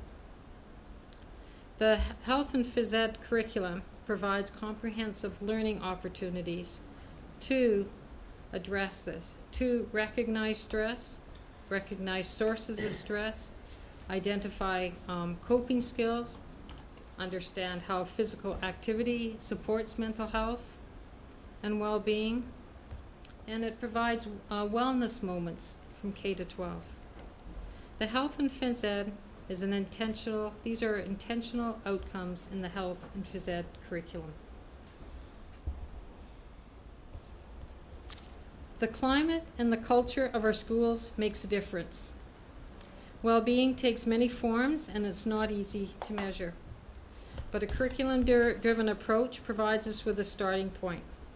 For example, respect for Indigenous knowledge and traditions is fundamental to the well-being of all. With a holistic perspective across Upper Canada, well-being is supported through the creation of safe spaces that promote and reflect cultural identity, create a sense of belonging and connection for all. The premise of this wellness continuum, the First Nation mental wellness continuum framework, is the balance of mental, physical, spiritual, and emotional. These connections are also found throughout the revised health and phys ed curriculum. The living skills expectations include personal skills of self-awareness and adapting and critical and creative thinking skills. Through living skills, our students can learn about themselves and others, reflecting an understanding of Indigenous backgrounds and cultures. For example, our students have an opportunity to participate in traditional healing and cultural activities which help cope with stress in a positive way. These activities include sweat lodges and collaboration with community partners in participating in powwows.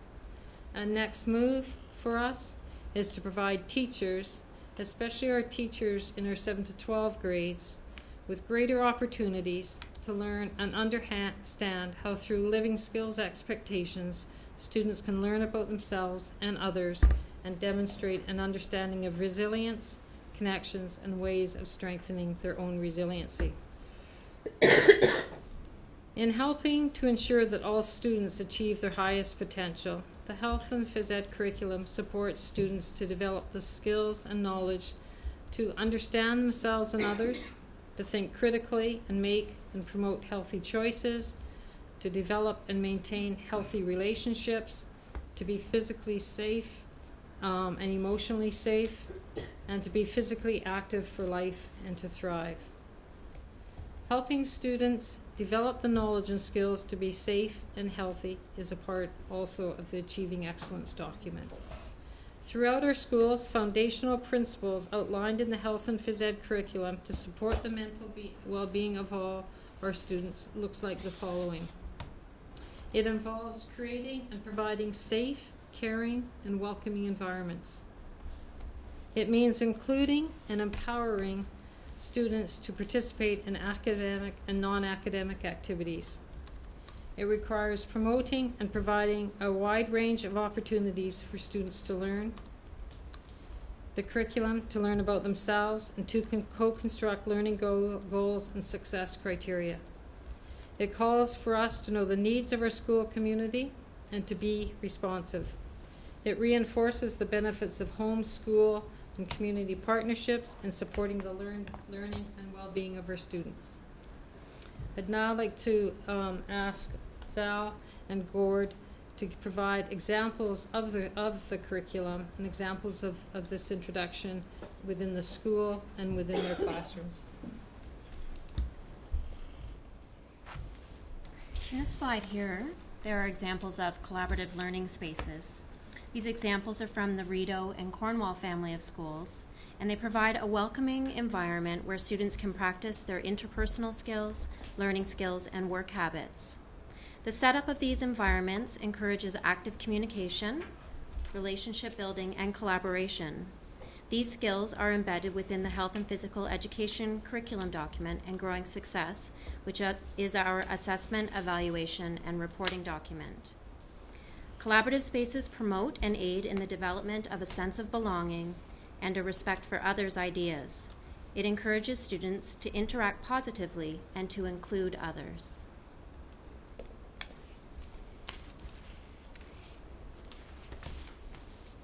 This slide shows examples of self-regulation tools.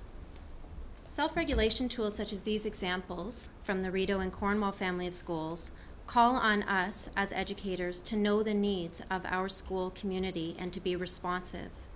As students learn about their own strengths and needs, they can co-construct ways to handle their thoughts, feelings, and actions when responding to life's stresses and challenges.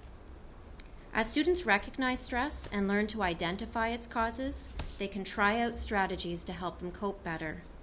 Self-awareness, self-monitoring, and the utilization of adaptive skills, such as learning to be flexible, and coping skills, such as expressing emotions, helps to build resilience.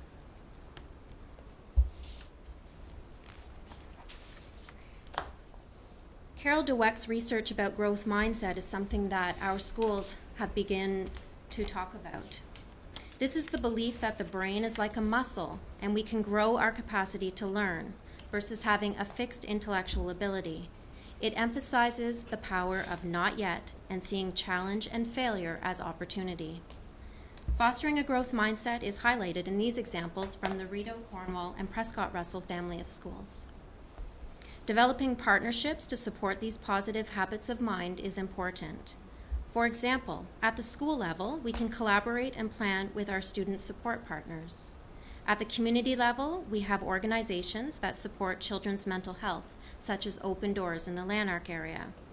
We can also share information on growth mindset with our school councils, through our social media links, and through forums like the Parent Involvement Committee, which this topic was presented by Principal Ewan McIntosh in Smiths Falls last spring. As students learn to develop a positive sense of self, they begin to recognize the power of optimism and a positive attitude. The Living Skills section of our Health and Physical Education Curriculum document and the Learning Skill Initiative highlight the importance of explicitly teaching our students how to manage their feelings and how to approach challenging situations with curiosity and a positive disposition.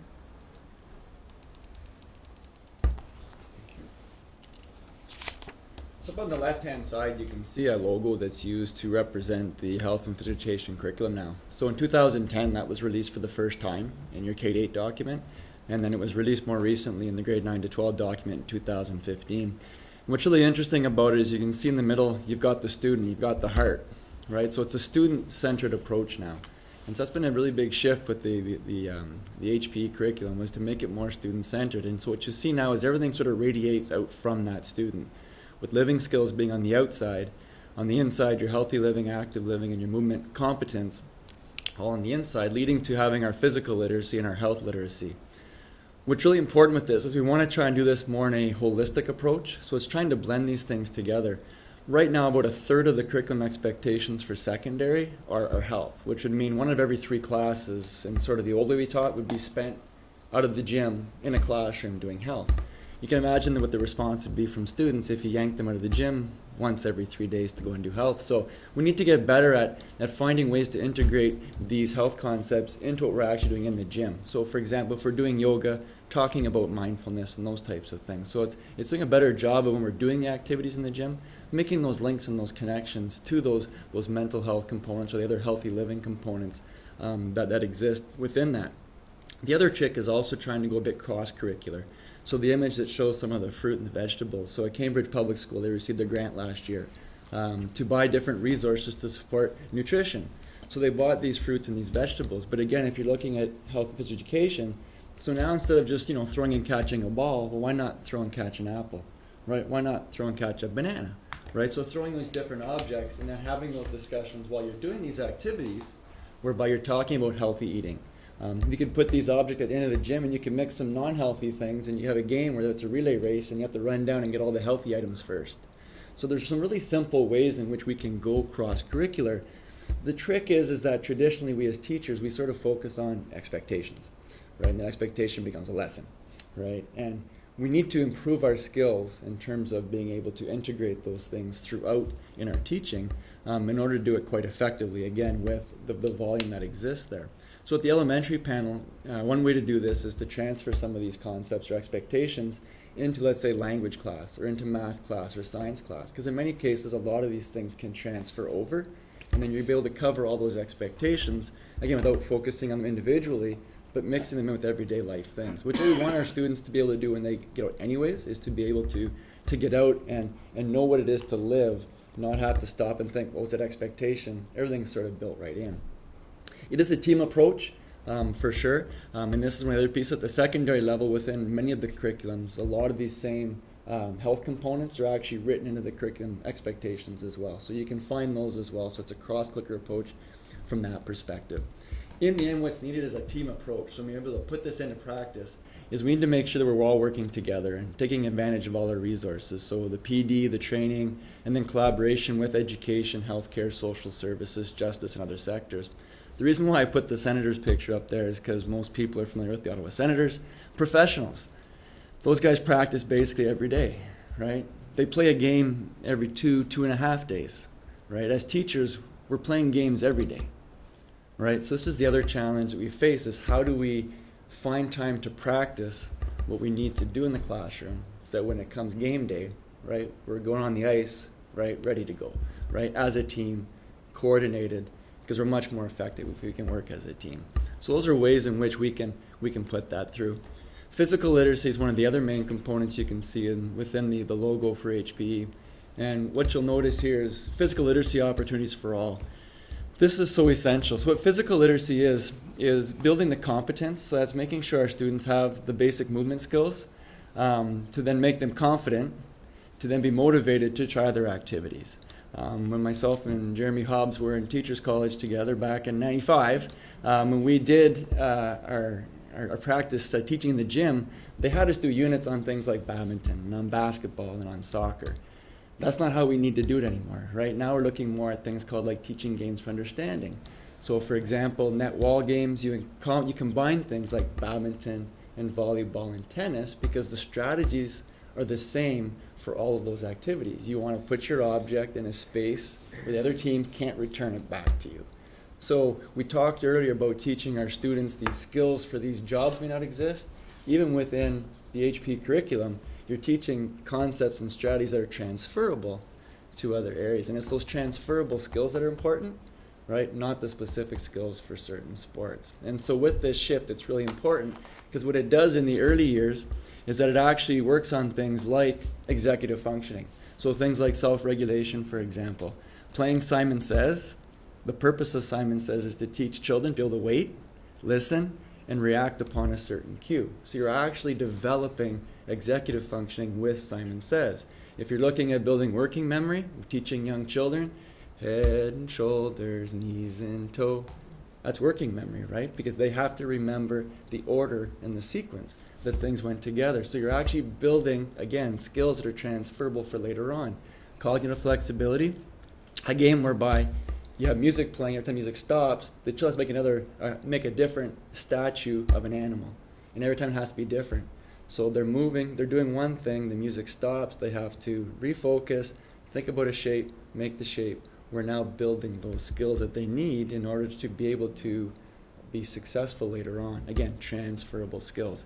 Mental health is another side benefit of physical literacy, right? People who are physically active, all right, they report much higher levels of self-concept, all right? They are healthier people.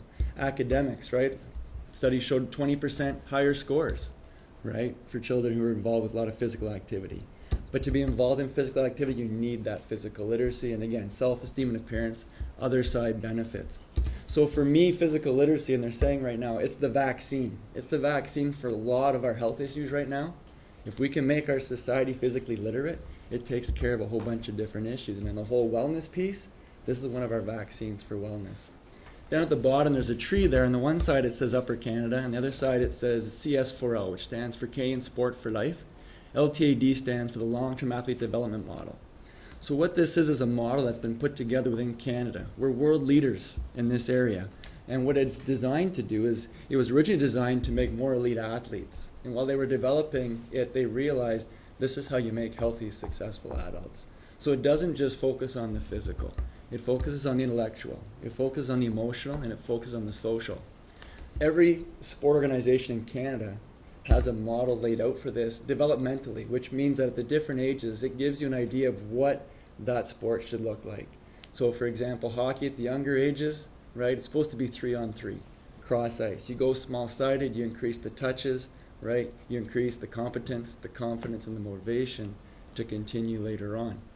These models exist, and the reason why I put this up there with Upper Canada is there's an opportunity for us to move and to adopt these LTAD models with our students. These are what's recognized by the organizations, right, as being the way to develop the skills that our students need.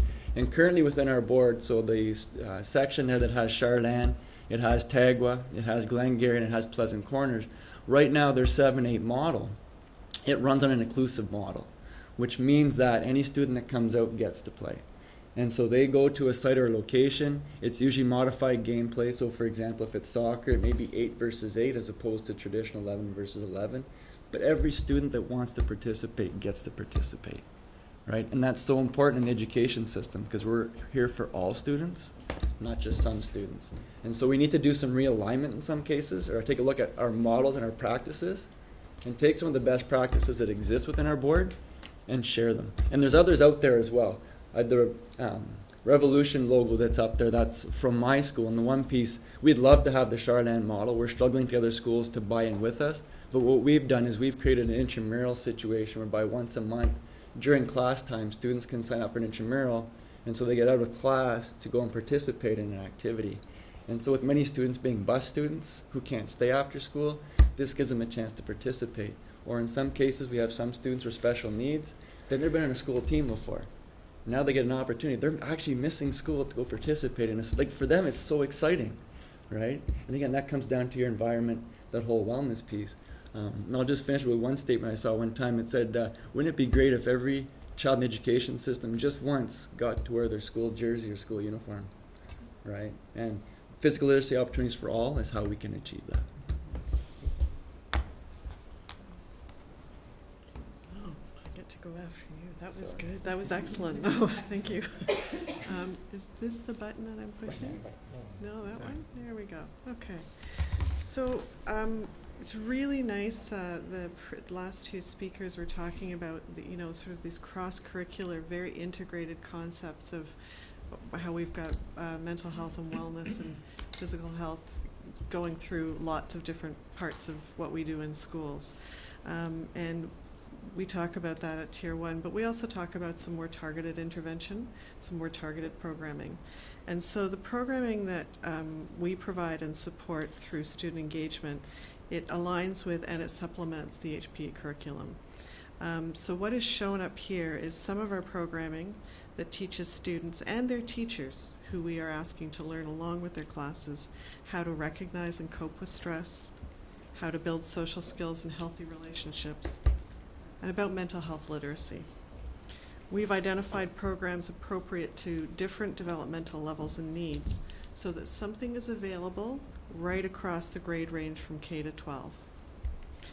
We similarly support safe schools, healthy relationships, and anti-bullying, for example, by, if schools need us to, we can work with school teams setting up, and we've identified WITS and PALS at the elementary level, and training in Red Cross's Bully Awareness Program, plus My Health Magazine's Bully Prevention 30-Day Challenge materials.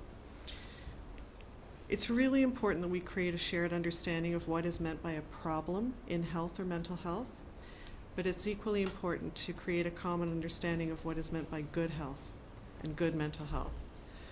Mental health isn't something you have or don't have. Physical health isn't something you have or don't have.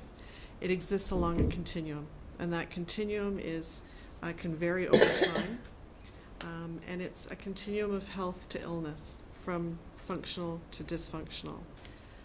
It varies depending on particular life circumstances or predispositions. And there's going to be times when stressful events or circumstances lead to feelings of emotional turmoil and that impact our daily functioning.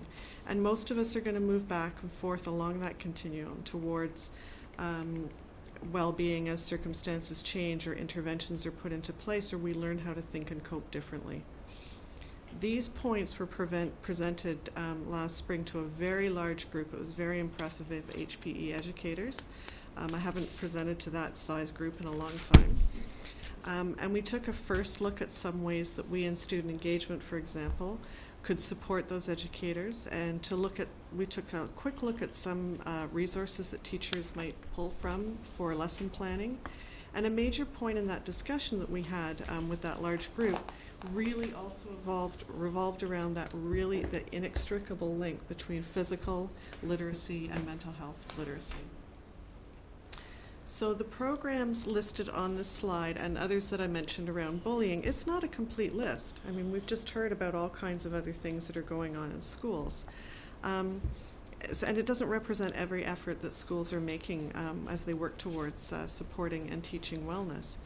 But it represents a focus that we can put on right now to bring some consistency in evidence-informed and evidence-based practice and programming across the grade range, right across our board, so that we think it's best to focus on doing a few things really well and to make those things available to our students no matter where they are, if as requested.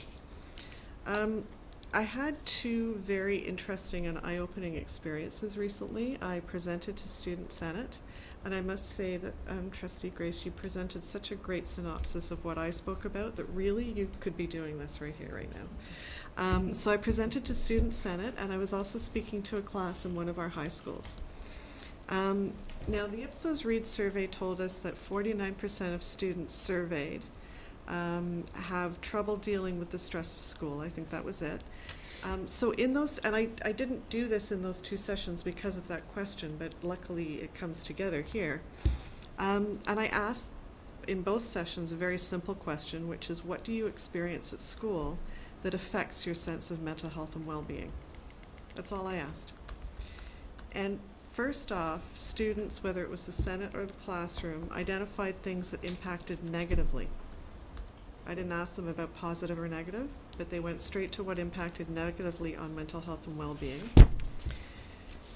And almost exclusively, students in both settings identified factors that, for want of a better word, we would say structural, environmental, or cultural was the word that I used with the Senate.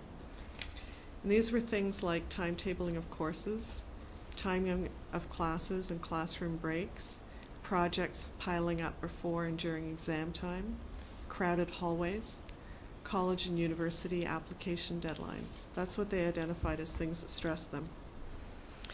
And that led to a discussion around, first, there are always going to be things that are stressful in life and unavoidable.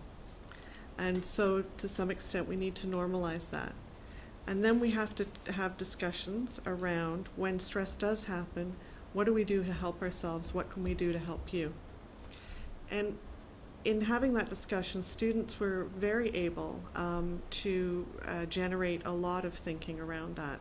They identified things like being taught how to manage time, not just learning, being taught how to manage time, identifying activities or strategies that calm and recharge them, and students were able to do that very well. They need opportunities as well.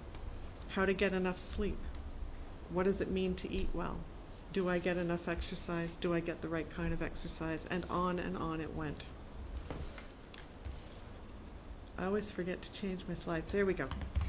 So one of the things that we've, there's any number of things that we're doing, but one thing that we're going to unroll very, very shortly, like by the beginning of December, are wellness moments. So we would like to work with our schools and to encourage literally these wellness moments. It is, as a school, here are a number of very short, very easy things that you can do every day with your students in every class that are felt to enhance wellness. So simple breathing relaxation exercises, paying compliments to friends and classmates. There's any number of things, and we will start to push those out, every month. Here's another thing that you could do as a wellness moment. And in fact, at dinner I was talking to Grace about, back and forth around how can we work together around things like this. How can we get schools to pick up on very small but potentially very impactful things that contribute to wellness. So providing opportunities for students to learn about coping, to practice wellness, etc. is important. But so is checking in with them.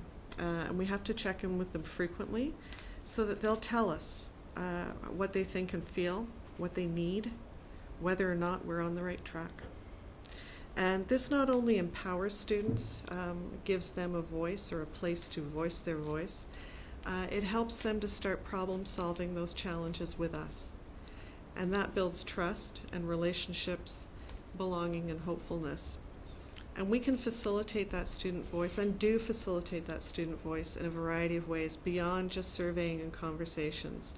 And up here there are some key initiatives that we have seen in the past, and currently we have the Student Senate. There's See My Voice forums, social justice, Orange Shirt Day, restorative practices, our student forums with LGBTQ, WITS programming link. It goes on.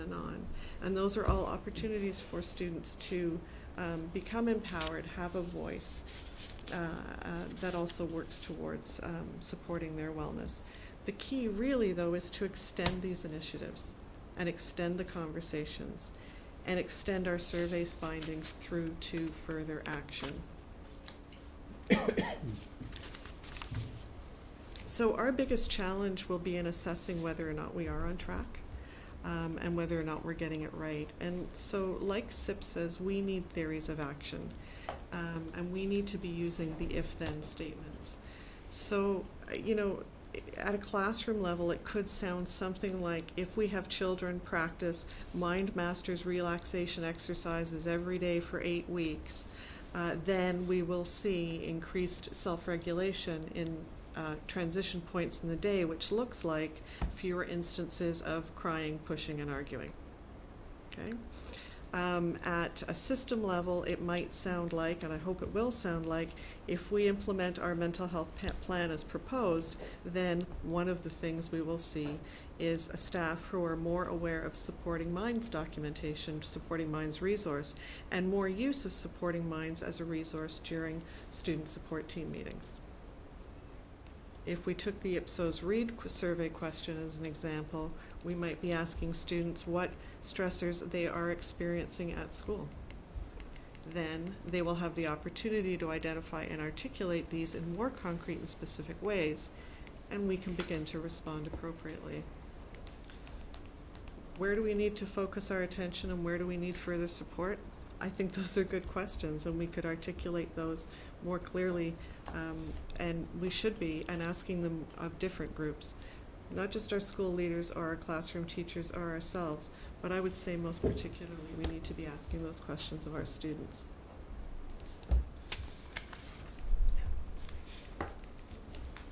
Just go back to the other one. The question is what does it look like when we get it right? And the reality is this hasn't happened yet. And our next task and our next move is to dive deeper. The Ipsos Reid survey has again said that approximately 50% of our students are managing the stresses of school, and approximately 50% of our students are not managing, or having trouble with the stresses at school. So our next move is very intentional, and it's very systematic. And in an intentional and systematic way, we're going to go out to listen and to hear more from our students about this topic. Beginning in school, in December, school teams of students, of teachers and administrators from our 7 to 12 high schools will be meeting and listening to the students of their schools to understand what contributes to the stresses in their school, what contributes to stresses of school, and what changes would further support a culture of well-being. We need to open ourselves to the discussion, share the results of these sessions to help understand what we need to focus on next, and communicate back with verbs, be able to communicate back with verbs. We heard, we are piloting, we extended.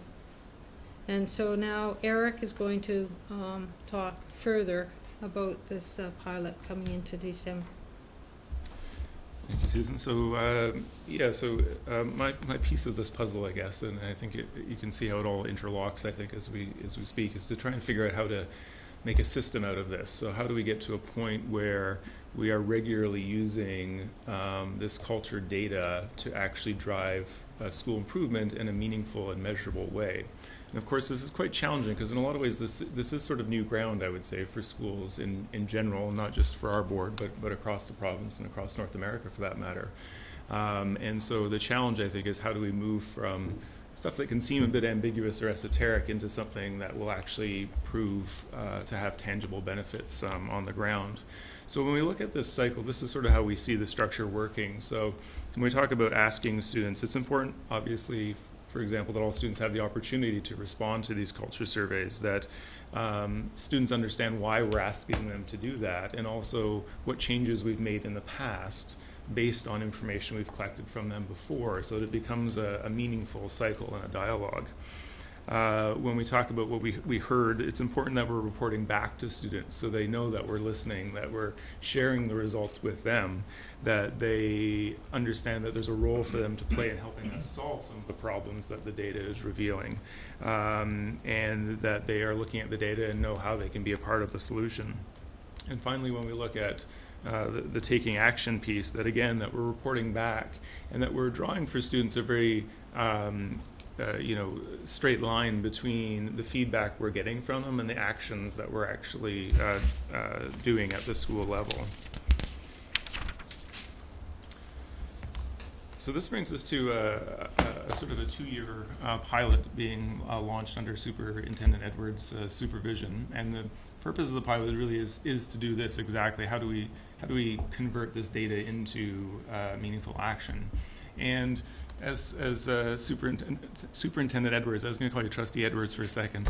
As Superintendent Edwards said at the beginning, these things often raise as many questions as they do answers. So here's some of the questions that we have. What can we learn from the data we're collecting? How are we currently using the data, et cetera, et cetera? And the purpose of the pilot will be, in fact, or at least in part, to answer these questions or try to answer these questions as we move forward. We'll do that in 3 basic ways. So the first is that structure that we showed on this last slide, that we're actually going to pilot this. So we have schools. We actually have got, I think, 10 schools on board at the moment who are going to be meeting with us on December 5th as a jumping off point. And we're going to start to work through this, as Superintendent Edwards said, with groups of students, with a principal and another staff member at the table. We've also just done a baseline assessment. And so we've actually had schools respond to us and give us a sense of sort of where we're at, what our current state is, basically. And I think we're more or less where we thought we were, which is that we're getting a start on some of these things, but we're not where we need to be.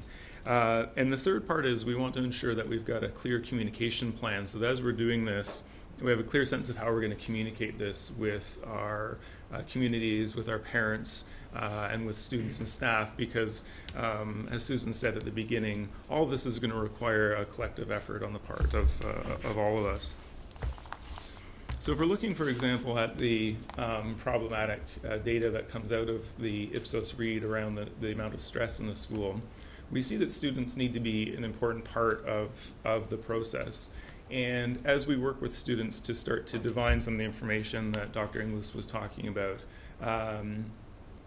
we also need to be sharing that with parents, staff, and the community as well, so that we have opportunities to work collectively. So what we sort of envision is a student response to that. So how do the students themselves bring some initiative and some leadership to that, and how do we as principals and system leaders support the work that the students are doing? But also then, how do we bring that to our school councils, for example, and challenge our school councils to become part of the solution? How do we go to our staff with the students and say, this is what we're hearing from the students, what is our response as a staff to this? And similarly, how can we then go to our community partners and say to them, look, here's a very specific issue or challenge that we're working on at the moment, and how can you help us to meet that challenge as well, so that we have a very communal approach, I guess, to, as I said, these very complicated issues.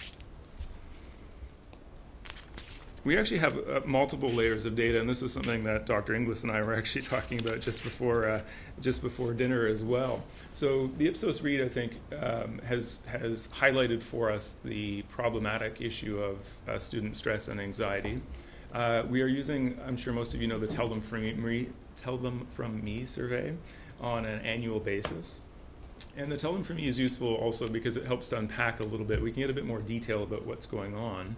But it also occurs to us in our conversations that we do need enough information. We need what we're calling actionable data. In other words, we need to get to a point where we know enough about what's causing the problem that we can start to come up with solutions. So if we look into this, dig into this a little bit deeper as far as the stress and anxiety piece goes, Ipsos Reid tells us that 49% of students are feeling stress from school. Last year's Tell Them From Me results showed us that 28% of our students reported feeling anxiety and 26% reported depression versus 18% for the national averages. So we're reporting higher than other jurisdictions across the country who are using the Tell Them From Me survey as well.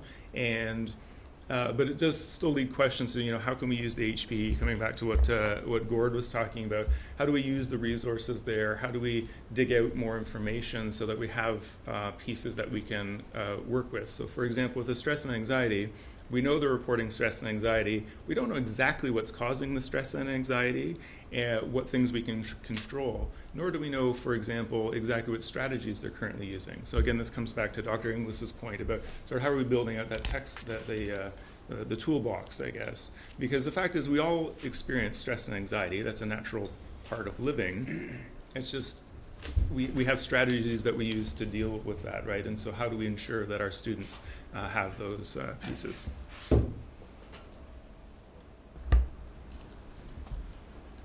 So just to bring us all together within this, our students are at the very center of what we do.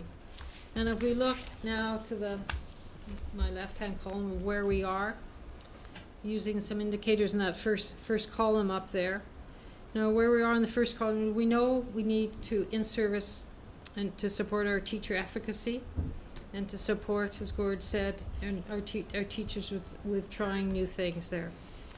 We also, where we are now, we do have the student voice sessions where we're actively listening and actively bringing that information forward, and looking at leveraging in our health and phys ed, revised health and phys ed curriculum, especially in grades 7 to 12. What do we need to hear more of?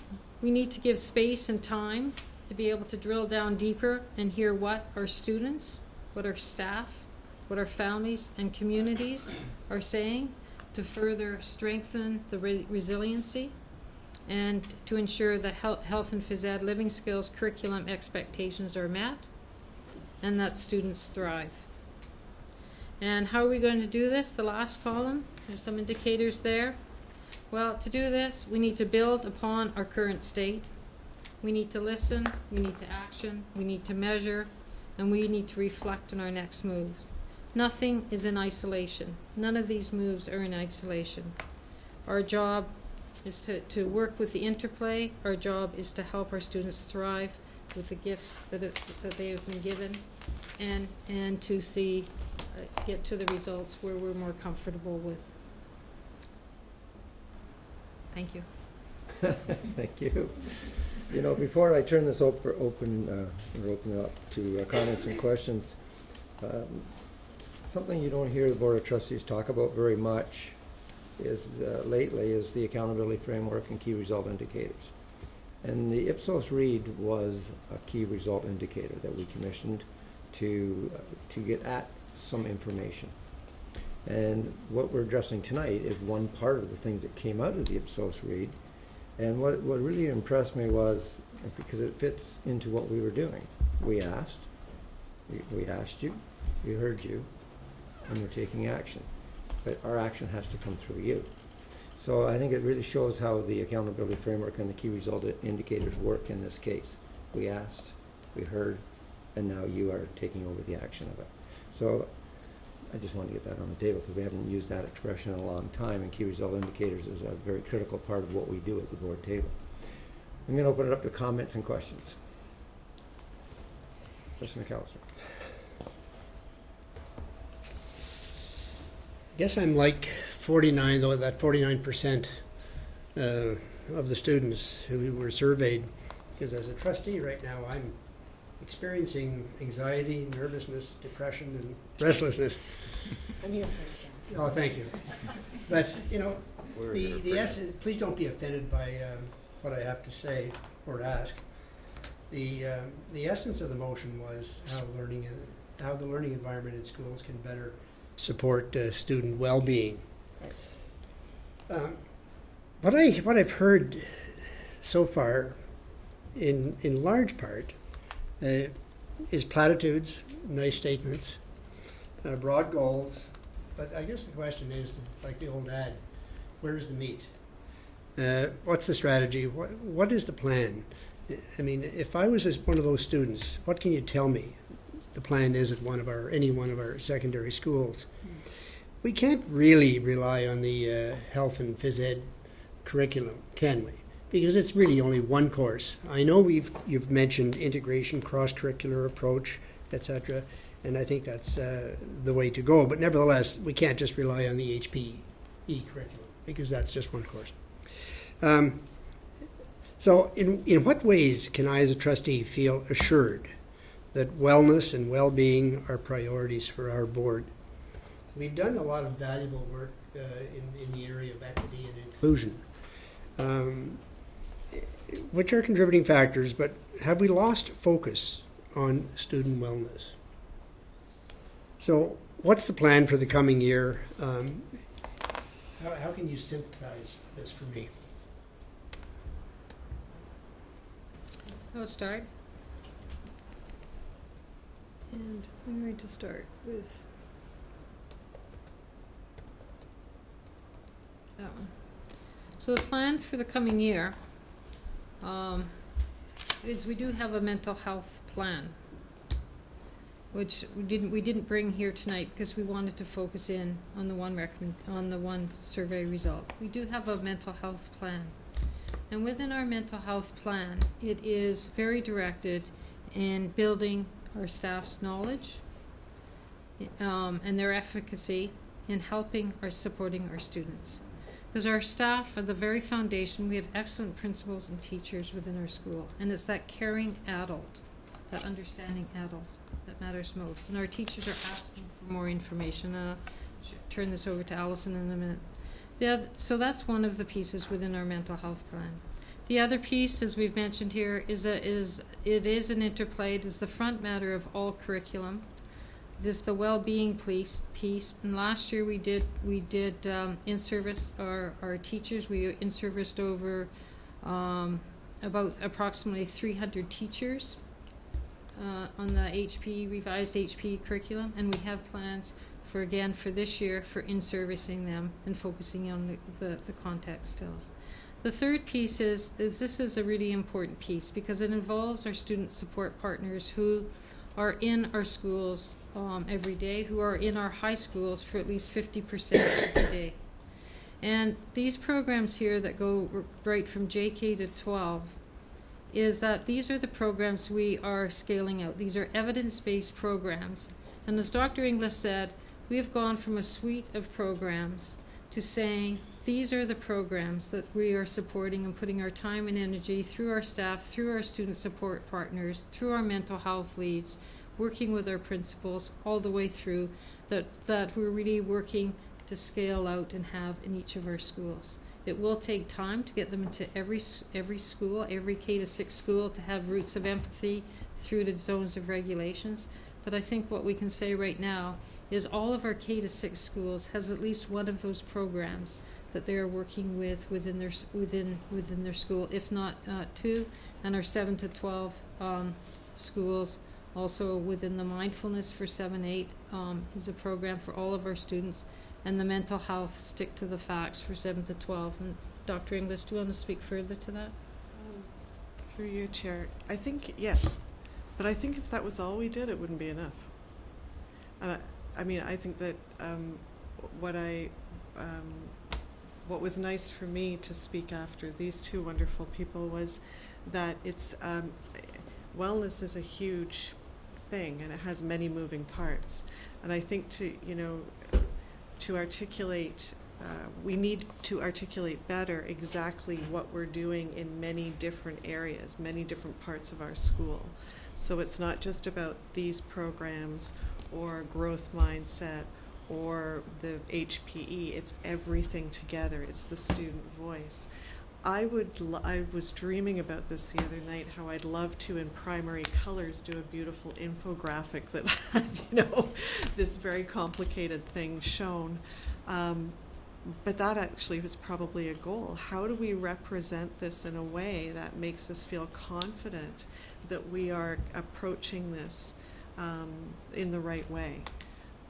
And I don't know what the answer to that is. I don't know that, if somebody's an infographic specialist, I'd welcome sitting down with you and talking to you about how we could represent this grand plan, making sure that we're all doing the right things at the right time and communicating it. So. Thank you. Trustee Wendy McPherson. Oh, thank you. I guess I'm kind of like Trustee McAllister, that I guess I have 3 girls in high school, young girls in high school. And so I get firsthand on what's happening with the girls in the school. And it's nerve-wracking. Yeah. What they're doing, the cutting, the whole thing, it's very disturbing. And I want to ask you, on slide 13, this particular slide, what's new there that would be dealing or helping with the high school kids particularly? Because I think we've got a good handle on what's going on with the elementary schools with regards to the roots of empathy and the mind, at least at the schools that I go to. It's the high schools that I'm having. I've never seen my health workshop and follow-up Stick to the Facts and Mental Illness 101. What is that? Okay, so through you, Chair. So My Health workshops, this is probably our 3rd or 4th year, available to all 7 to 12 schools. We can't do every classroom in every school every year, okay, which is it's an issue.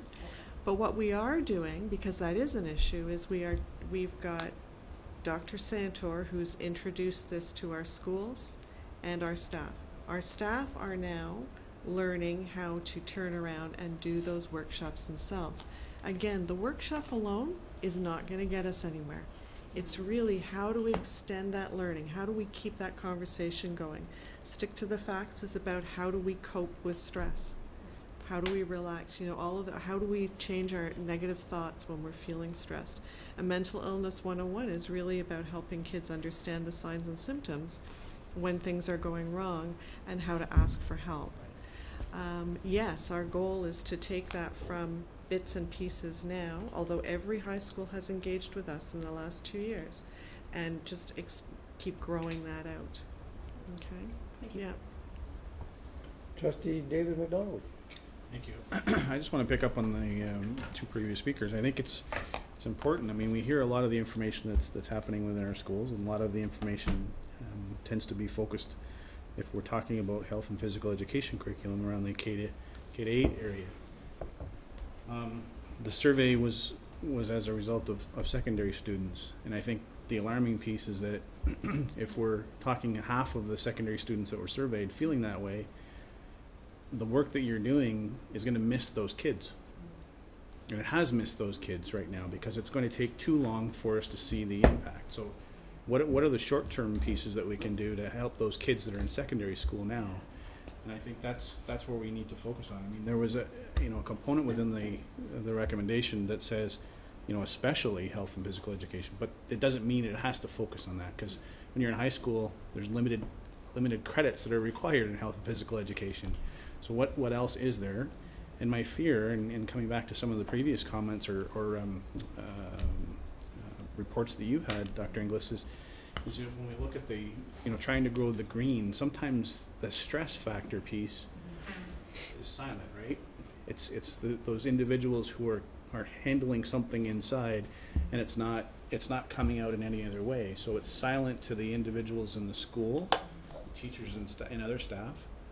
But the students are still feeling that way. So what do we do to, break that barrier so that they can ask or we notice it? And then what else is there potentially that we can do for the students now that are in secondary? Through you, Chair, those are really excellent questions. Absolutely. I think that the piece about the student voice is really about that. What I find really satisfying is whether it was Ipsos Reid, and it was 150 kids or something, was it? Yeah. Or Tell Them From Me, or we surveyed 700 kids through My Health magazine workshops. It doesn't matter how you do it.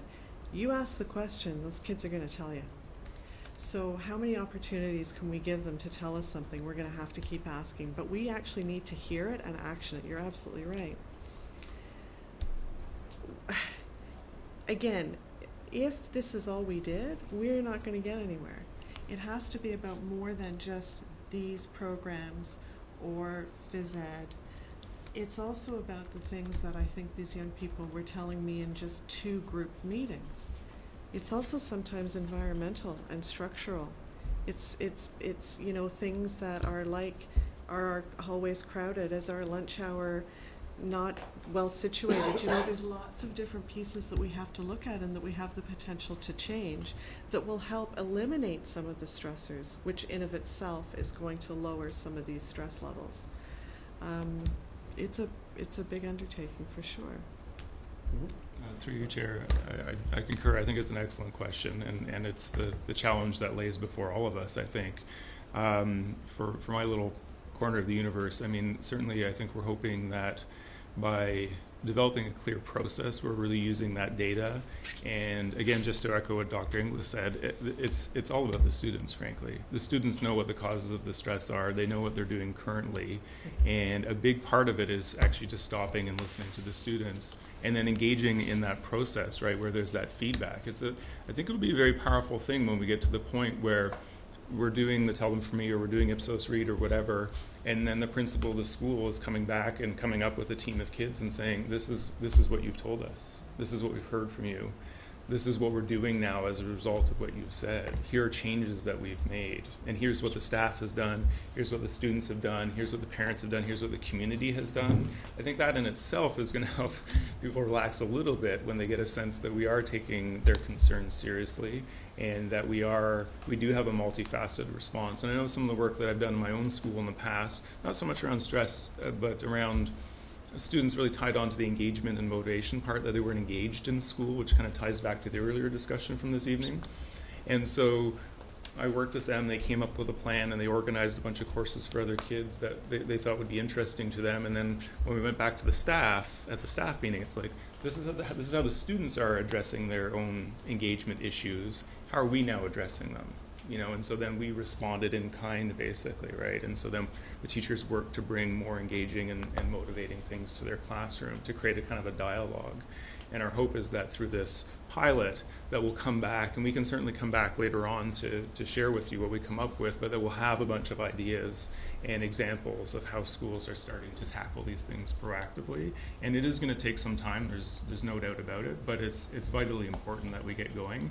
And it's too important to leave to chance, and which is why we feel so strongly there has to be a very clear process and a system that we're using to make sure that we're driving the issue forward and that it's not getting lost in ambiguities and kids not being in phys ed this semester or whatever, right? It has to be more holistic than that. Thank you. Trustee Wendy McPherson. I guess my fear is that we're going to start this, we're going to go down the road, and then they're going to tell us they're stressed about an hour and a half bus ride. And there's nothing we can do about that or something to that effect. Or like, how would they even know that really it's the bus ride, this 3 hours on a bus that's causing them to feel stressed? Like, how do they even know? I mean, I didn't even know what was stressing me. Do you know? I mean, I think it's great that we're asking them, and you keep saying, oh, they're going to tell us. But, I mean, I asked my little girl, why is she doesn't know. Like, God bless her, or she just doesn't want to tell mommy, which is possible.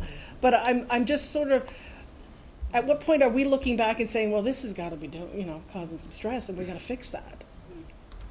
I guess it's more of a statement than a question, but it is a worry. If I could respond, though, through you, Chair, it's excellent. I too have a daughter in high school, and I often get the same response. I think, though, we have to give them an opportunity to tell us what stresses them. And absolutely, and when I was speaking with Student Senate and when I was speaking at this class at GSS last week, we have to acknowledge there are some things that are stressful that cannot be changed. What we can change, though, maybe is how we then cope with that. What do we do? How do we relax? How do we calm? How do we recharge? Which is some of that work. And I can't stress enough, and I think every speaker here spoke about our community partnerships. So our mental health in schools programs that we have with children's mental health. We're growing those all the time. We're seeing that expand into our buildings. So this is multifaceted. We've got to come at this from many, many angles. Go ahead. Through you, Chair, I'd just like to concur too with the statement that they'll tell you what they're thinking. I know, having done work before, I think the other thing that's really important, and we're going to emphasize as part of the pilot as well, is it's really important that the students at the table are representative of the entire school. Right. Sometimes you go looking for volunteers, and the people you find are the people who volunteer for everything. And that's great, and it's great that school's working for a lot of them, but it's just as important that we have students for whom school's not working as well at the table. And in my experience, they are actually the happiest to be at the table because no one's ever asked their opinion about things before, and they don't feel particularly connected. And I can think of one boy in particular I invited, and he came up to me afterwards and said, "Can I invite a friend next time?" And so they had things they wanted to share, and they were incredibly important in terms of as a source of information. They were really, really important voices at the table for us. Mr. Carpenter. Oh, no. Am I on the wrong page? No. Trustee Cram. Trustee Cram. Chair, I don't have as many letters as Cartner, so I'm not quite certain what I got there. Thank you, Chair. I agree with what people are saying as far as listening. This morning I was had the pleasure of attending a restorative justice program, Circle at Arkland School, and one of the things that came out of that was amazing was we have to learn how to listen inwardly. And if you know what listen inwardly means, think of it. We don't listen to people. I agree with what Eric and what Dr. Inglis said. They will tell you. High school kids will actually tell you if you listen to them. We tend to think what we hear and what we want to hear, not necessarily what they're telling us. So we have to really, really listen to what they say. And my only caution is, as well as we tend to do things to students. And by having a program, it's usually, this is what you need to do. And we don't need to give them what they need to do. We need to listen to them because they can solve their own problem as long as we listen to them. So I applaud what you're doing, Eric, and what you're doing at Russell and Stewart School. Stewart School in Perth. We have to just listen to kids, particularly secondary schools. When you ask younger students what's bothering you, you're right. They probably haven't got the vocabulary that we have. But if you really talk to them and listen to them, they'll even tell you what is really wrong, and maybe minuscule as far as we're concerned, but listen to them. Secondary kids, they'll tell you what's bothering them and where their stress level is. So that's my diatribe. Thank you for that. Just like I'll tell you what's bothering me. I hadn't noticed. Especially Gardner. Thank you, Chair. Through you, I listened to all of this and I'm quite impressed with what's going on. I've seen some of these programs in action and they're amazing. But where do the parents come in? Is there a link to your parents in any way in your whole program that you plan? I don't know who's going to answer that, but or if there is an answer yet. I've got one of 5. Yep. Through you, Chair, if I go back to, if I go forward within the plan, the parents are a very important link. And it's also an important link in helping for them to understand and what the survey results are. So that within our plan going forward, in a couple of ways. And the first way is with the pilot. But the piece about how do we communicate this work. And we are looking at bringing this to the pilot schools, the 9 schools that have signed up, to also there's a piece in there to take to their parent councils. Because it is, as Dr. Inglis says, it's a collective issue. It's about our parents, our students, our staff, our administration, our community partners. So it's very much a collective issue. We can't work with this in isolation. So there's that piece with our parents. The other opportunity that we really have, it's an important opportunity for us all, because the ministry is engaging their feedback on their well-being strategy. And there'll be an opportunity in the 2016-2017 year for boards to develop their own board improvement well-being strategy. And so that's another very important piece to bring parents in on, and to collaborate with all stakeholders. So that is coming up, and so that's a much more inclusive, and that's something that the ministry will be asking all boards to have, similar to the way we have our BIPs for student achievement, the board improvement plans for student achievement, which will then drive down to what Dr. Inglis has said for the if-then statements. So parents are an important voice. Well, thank you. Bill? Trustee Bill McPherson. Thank you. So I guess I shouldn't have gone out for a cup of coffee. I'm trying to kind of wrap this up. So we asked our students through the survey if they were stressed, and 49% of them said yes. But we didn't ask them by what. We didn't ask them whether it's course load. We didn't ask them if it's the bus ride, riding the school bus. We didn't ask them if it's personal relationships, either with staff or friends, or their orientation. And were we prevented from asking that? Because what we've responded with is an amazing group of great ideas, but we haven't targeted anything. It's a very broad sweeping, paint the whole fence approach. So I'm assuming that we're going to go back and ask again. So can we not focus the questioning to identify what areas are stressing them out? Is it curriculum? Or are we prevented legally from asking that question through the chair? Just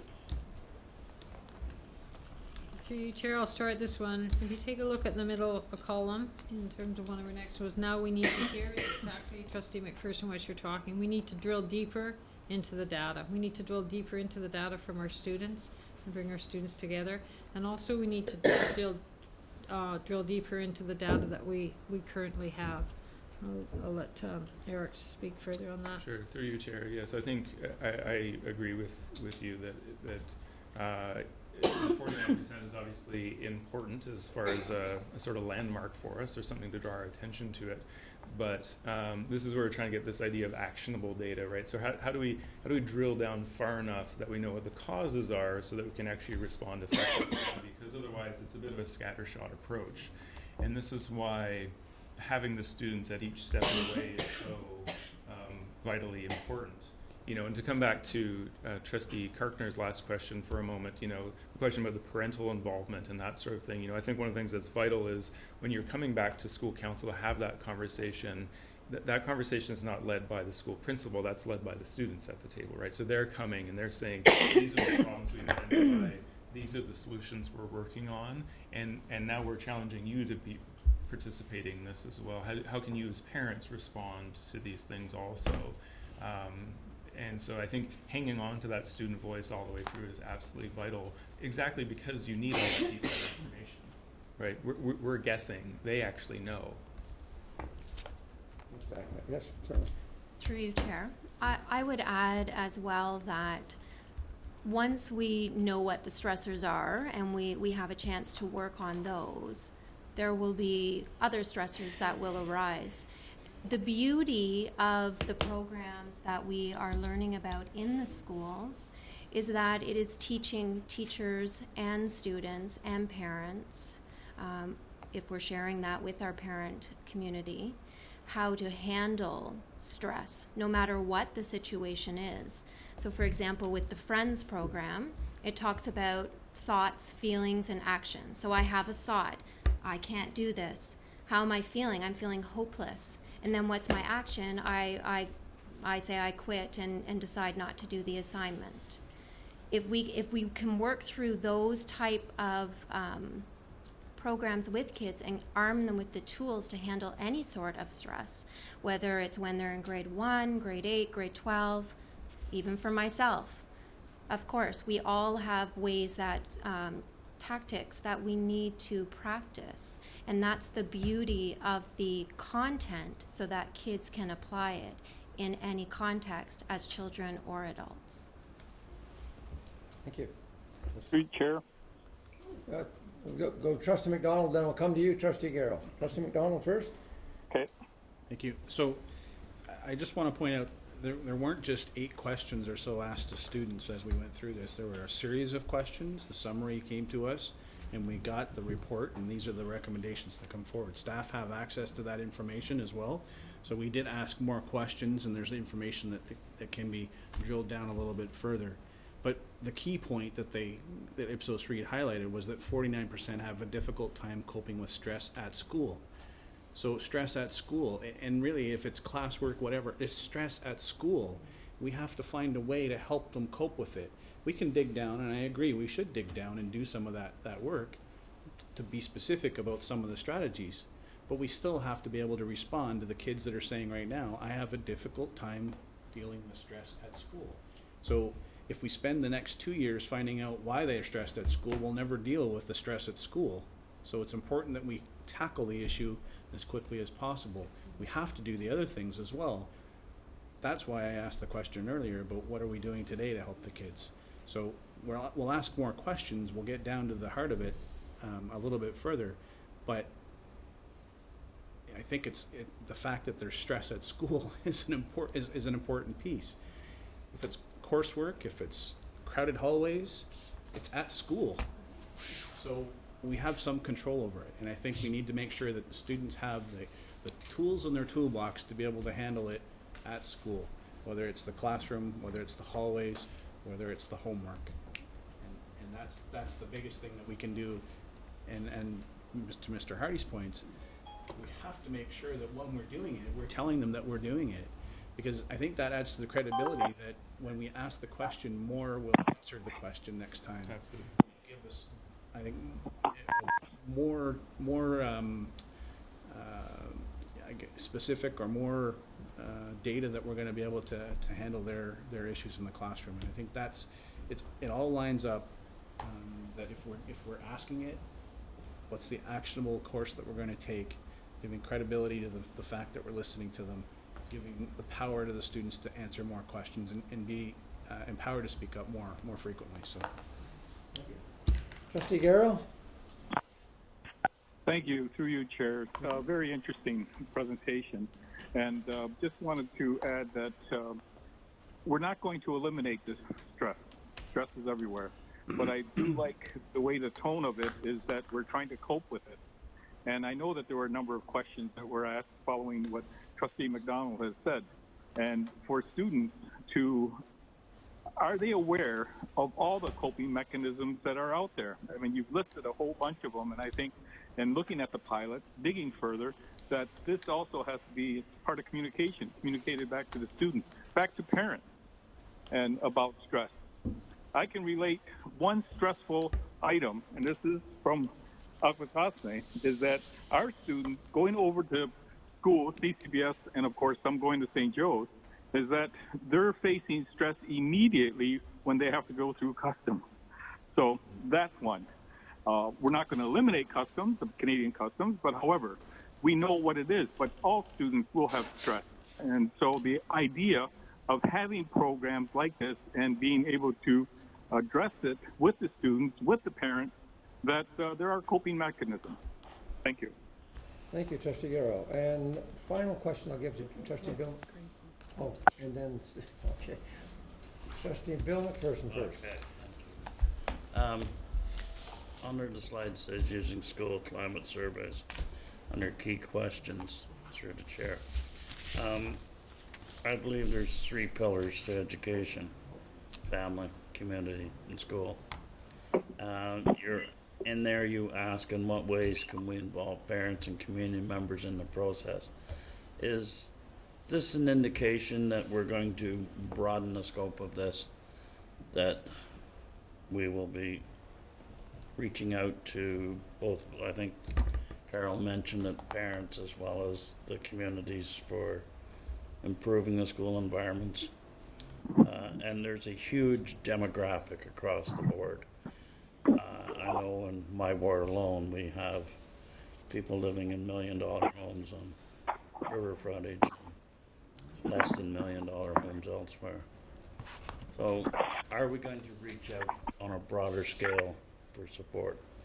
Through you, Chair, we know that parent involvement is absolutely key. And within this pilot, these key questions for these 10 schools initially between now and April, we are going to be looking at the multiple ways and involving parents. So this is the question we've posed. So we're looking at different ways that we can involve parents and community members in the process, and then being able to take those learnings and those questions that we have to scale out further over the next 2 years. Through you, Chair, I think the other thing that's important there too is if you have very specific goals that you're trying to achieve and you have a specific problem that you're trying to solve, that vastly improves your ability to collaborate with others, right? Because I think sometimes we get sort of stuck where you have these groups who want to help you and you want to work with them, and There's a sense that you're just not quite sure what to do with each other sometimes, right? Whereas I think if you can come back and say, this is some very specific issues that students have identified. Here are some ways that we're responding to it. Are there ways that you and your organization can respond to it as well to meet the needs of the students? And I think that will facilitate community involvement moving forward, yes. Thank you. Student trustee. Through you, Chair. So I just want to say I've had a huge smile on my face this entire presentation. I am just so happy to be hearing this and the conversation that's happened with the Board of Trustees as well. I just wanted to let any of all of you know I know I'm in contact with Allison, but I'd be happy to work and support with any of you on anything or anything that you want me. I am here for, so just let me know. Okay, thank you. Well, I thank you for that very, very rich conversation, and I would like to, if I could get a motion for a 5-minute break. We've been sitting for 3 hours, and people could go to the washroom. It would be great.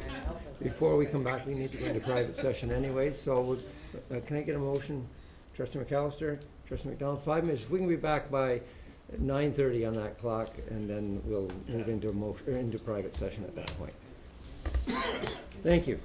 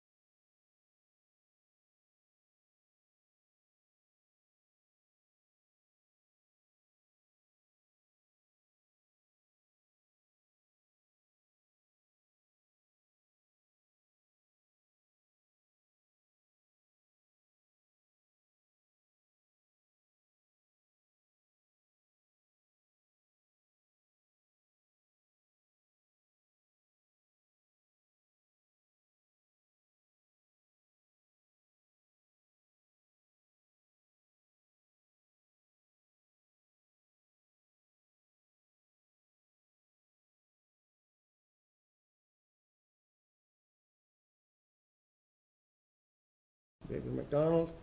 Ask you to cast your votes, please.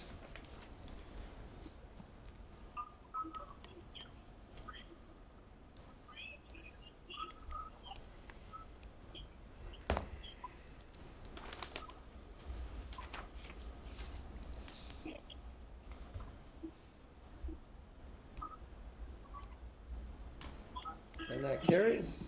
The next item is the policy review and revision, and I'm going to get a motion on the table first, and then we'll make the presentation. It's a motion that the Upper Canada District School Board approve disposal of asset policy 414 with revisions as submitted November 23rd, 2016. Moved by Trustee McDonald, seconded by Trustee Lisa Swan. And I'm going to turn this over to Superintendent of Business, Nancy Barclay. Thank you, Mr. Chair.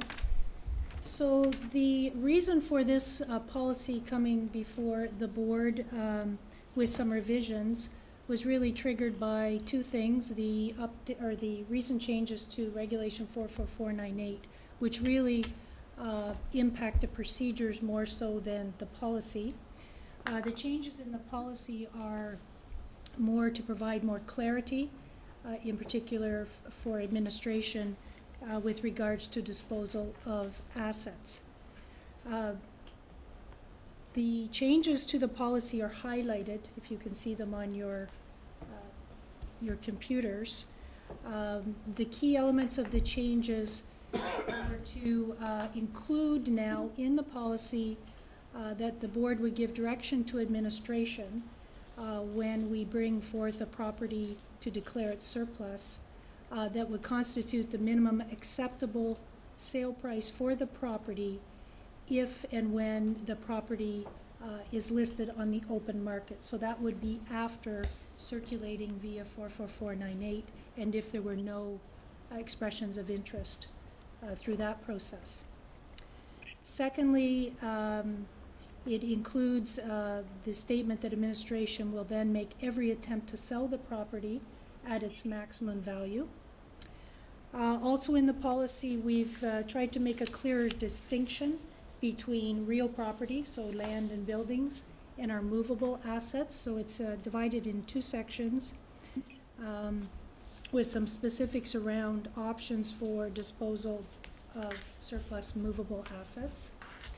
And at the end of the policy, which was there before, but we've altered it somewhat, related to disposals of articles of historical or cultural value. The significant change there is that one of the options is the possibility of transfer to a recognized historical authority, as opposed to leaving that open to selling it to just anyone. So those are the proposed changes to the policy for the disposal of assets.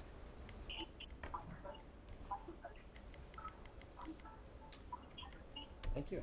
Any comments or questions? Trustee Bill McPherson. Question about process. Through the chair, please feel free to overrule this if you think I'm off track. I'll use New Aberdeen School in Smith Falls as an example. We closed it to build the new Montague School. We're currently using it as a TR Leger site. So it's no longer, it's a surplus asset. You can repurpose a surplus asset if you want to, right? It does not necessarily have to be sold, but it's no longer part of our roster. Is that correct? It's surplus to our needs. Well, there's no question you're off what we're talking about, but I'll let if anyone knows the answer to that question. Through you, Chair. So if we have, the board would declare a property surplus to its needs upon recommendation of administration. So when we have a school that is closed or empty, and administration does not have a need for it for a purpose, then we would bring it here to declare it surplus. But if we had a need within our system to use that property, like the New Aberdeen, we could continue to use it, and we're not required to sell it. Okay. Okay. But he does pose a good question. which is, does those spaces in the school count towards the 10,000 that we are being? Mr. Chair, no, they're not part of our calculation. Thank you. Any other comments or questions? Okay, so we have a motion before us that moved by, help me here. Okay, moved by Trustee McDonald, seconded by Trustee Swan, that the Upper Canada District School Board approve disposal of assets policy 414 with revisions as submitted November 23rd, 2016. I'll ask you to cast your votes, please.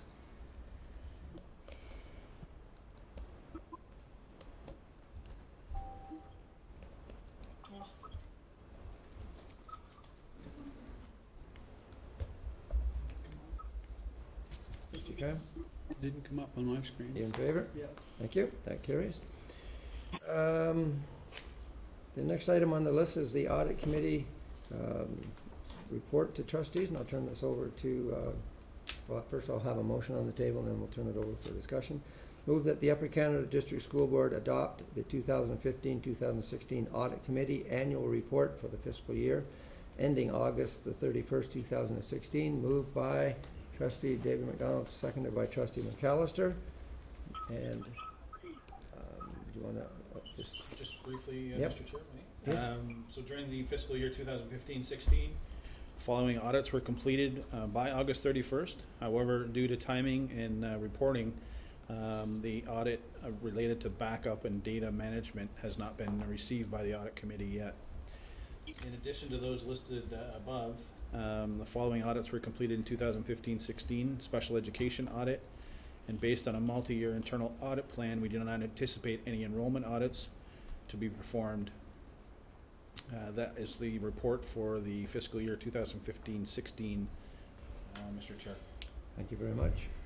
So I have a motion before us, moved by Trustee McDonald, seconded by Trustee McAllister, that the Upper Canada District School Board adopt the 2015-16 Audit Committee Annual Report for the fiscal year ending August 31st, 2016. I ask you to cast your votes.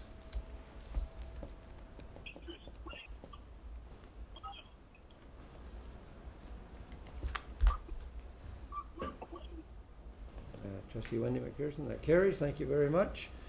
Okay, moving on to the next item on our list is a response to a motion, branding in the Upper Canada District School Board. I'm going to turn this over to... Mr. Chair, may I? Point of order. Certainly. May I ask that we table this report to a future meeting? Time-wise. Okay. Okay, so I have a motion on the floor that the Upper Canada District School Board table agenda item 8.03, response to the motion interim report branding in Upper Canada District School Board, and move it to December 14th, I think. December 14th. Mm-hmm. And that is moved by Trustee McDonald, seconded by Trustee Kartner. Any comments or questions? Why? Time-wise. Timing? Oh, yeah. No? Cast your votes, please. Pardon me? And Carol. David McDonald. Moved by David. David, no. Okay, thank you very much.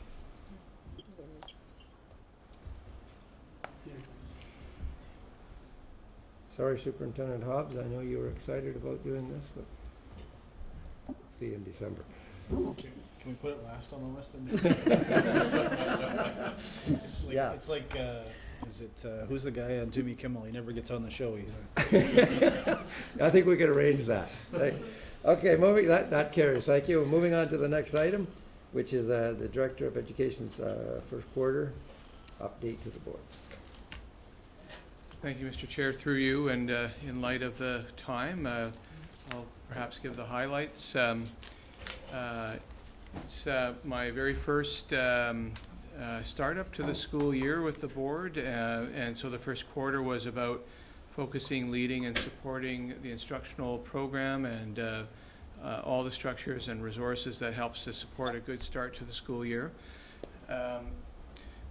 those accomplishments are listed in the report, but the most important thing I believe is that we're trying to stay the course in terms of focusing on student improvement for students around student achievement and student well-being.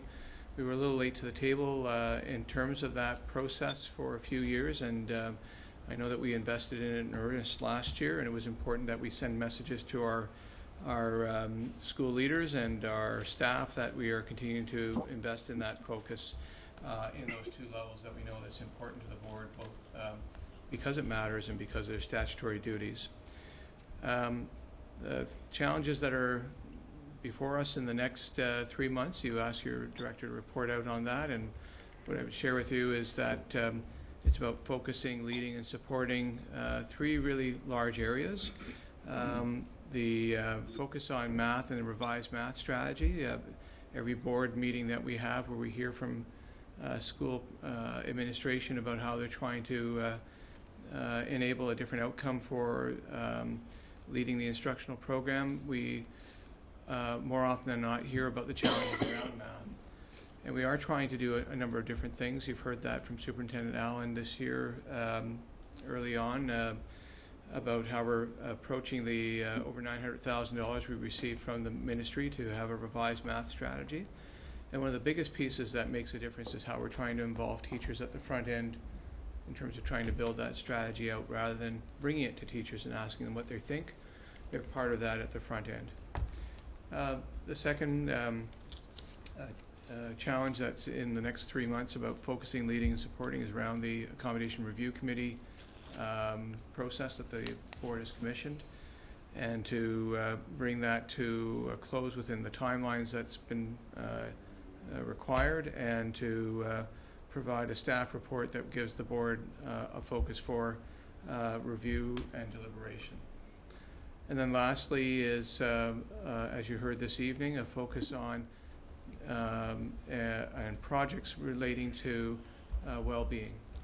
Knowing that the ministry has recently released a discussion paper on the topic, and knowing that OPS was very interested in what's going on there, and our own board is of course as well, it's trying to land clearly and carefully on what does that mean for us, and how do we use the opportunities and resources that we get through provincial funding and our own expertise in house to do something that matters and that has impact. Looking ahead over the next 3 months, focusing, leading, and supporting is all about planning, quite frankly. And the first thing is about supporting the board in its efforts to work on a strategic work plan. So that would inform the work plan that I would have and the work plan that the senior team would have. The board is required under legislation to have a multi-year strategic plan, and it does run its course by the end of this calendar year. Secondly, the planning emphasis in schools. When things get busy, people tend to get distracted, and we're trying as a senior team to clear away the barriers and the clutter that gets people distracted, to continue planning for student achievement and well-being, and to provide tangible evidence that that's happening, and tangible evidence of impact. And that includes how the senior team is investing in site visits and walkthroughs as part of trying to give feedback that should help to influence and repurpose plans as they go through different cycles.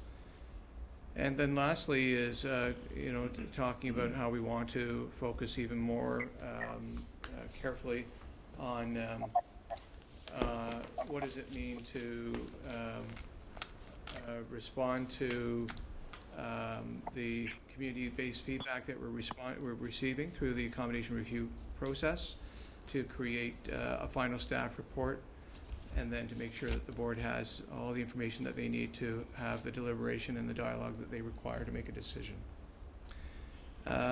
Lastly, Mr. Chair, in the report, I tried to share with trustees when you hired me that you had expectations about being present in schools, in classrooms, and throughout the system. So I provide you with a few summary points about what that looks like over the last 3 months. and be happy to answer any questions that you might have about that this evening. Thank you. Comments or questions? Which is not the 14th. None? Thank you for that report. Thank you, Mr. Chair. Okay, moving on. Director David McDonald. Do you have a report from OFSPA? I just wanted to allow Trustee Carter to talk about the initiatives that are coming up with OFSPA around wellness. She wasn't expecting her to walk away. What does that tell you? That would be my report. I was just going to defer to. Okay, thank you. Okay. I was at a program education meeting last week in Toronto, and the topic of well-being was the center of the attention of our meeting, most of it anyway. What we're being asked, and I believe our director has received a letter from Judith Nyman from the OFSPA office, asking our board to come up with answers to the survey that she has submitted to us on this document on well-being. So I have spoken to Superintendent Edwards through, and hoping that she has spoken to our director in the meantime about this, that in our discussion she said that she'd be willing to get a group of the people that we saw here perhaps tonight, or some other people, to come up with a answers to the survey, and I'm also hoping that there'll be a couple of trustees that would like to sit on a conversation about that as well. So this document has questions in it as well, but this specific survey is something that will help OFSPA make a presentation to the ministry about the well-being document that they have put out. So that's basically all that I want to talk about with the program meeting that we had right now. You'll be getting a summary once we get the minutes from that meeting. So if anyone is interested in working with me and Superintendent Edwards on that, please let me know tonight. Thank you. And No, it's fine. Can't move. he's just volunteered. Oh, okay. Yeah, I thought you had more to add. Okay, any other comments, questions? Okay, moving on. Trustee Garrell? Yeah, go ahead, Trustee Garrell. Yeah, just let you know that we've been working for setting up some speakers for PEZ, which is coming up in January. Yes. And we have confirmation that we have former member of parliament and one of the committee members for the Truth and Reconciliation, board committee, that Wilton Littlechild from Alberta will be coming, sitting on a panel with Bob Watts, who was former chief of staff for the Assembly of First Nations, but is now a professor at Queen's University. And we might have Cindy Blackstock, of course, from the Child and Family Caring Society. We haven't heard back from her, but we're really initiating that. And also I met with yesterday with Principal Christian Boulay and with our two Native reps in leadership and also in the Senate about a presentation on residential schools for the Student Senate next meeting on December 9th. Thank you. Thank you. Thank you very much. Okay, comments or questions? If none, Director, do you have any comments you'd like to make? I do, Mr. Chair.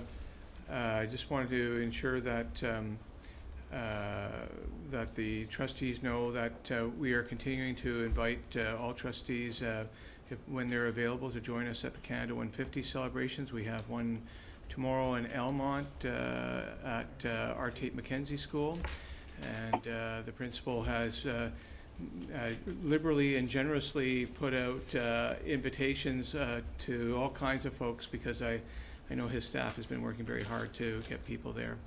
And it's something that the board has thrown their commitment to during this year, because we are working on the focus about active citizenship in schools, part of the curriculum, but it's also part of creating good neighbors and good citizens for tomorrow. So we hope that you could support that, and we'll keep you apprised when those local opportunities come up. Thank you very much.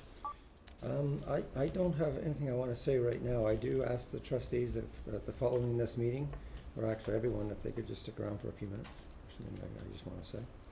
So I need a motion that the regular meeting in public session of the Upper Canada District School Board, November 23rd, 2016, be adjourned at 10:01. The organizational meeting is scheduled for December the 7th, 2016. Will you cast your votes, please? Oh, Trustee Wendy McPherson and Trustee Bill McPherson. I should know that. Just cast your votes, please. I'm ahead of myself. I'm in favor. And that carries, and I won't take much of your time. If you can just give me a few minutes, and we'll just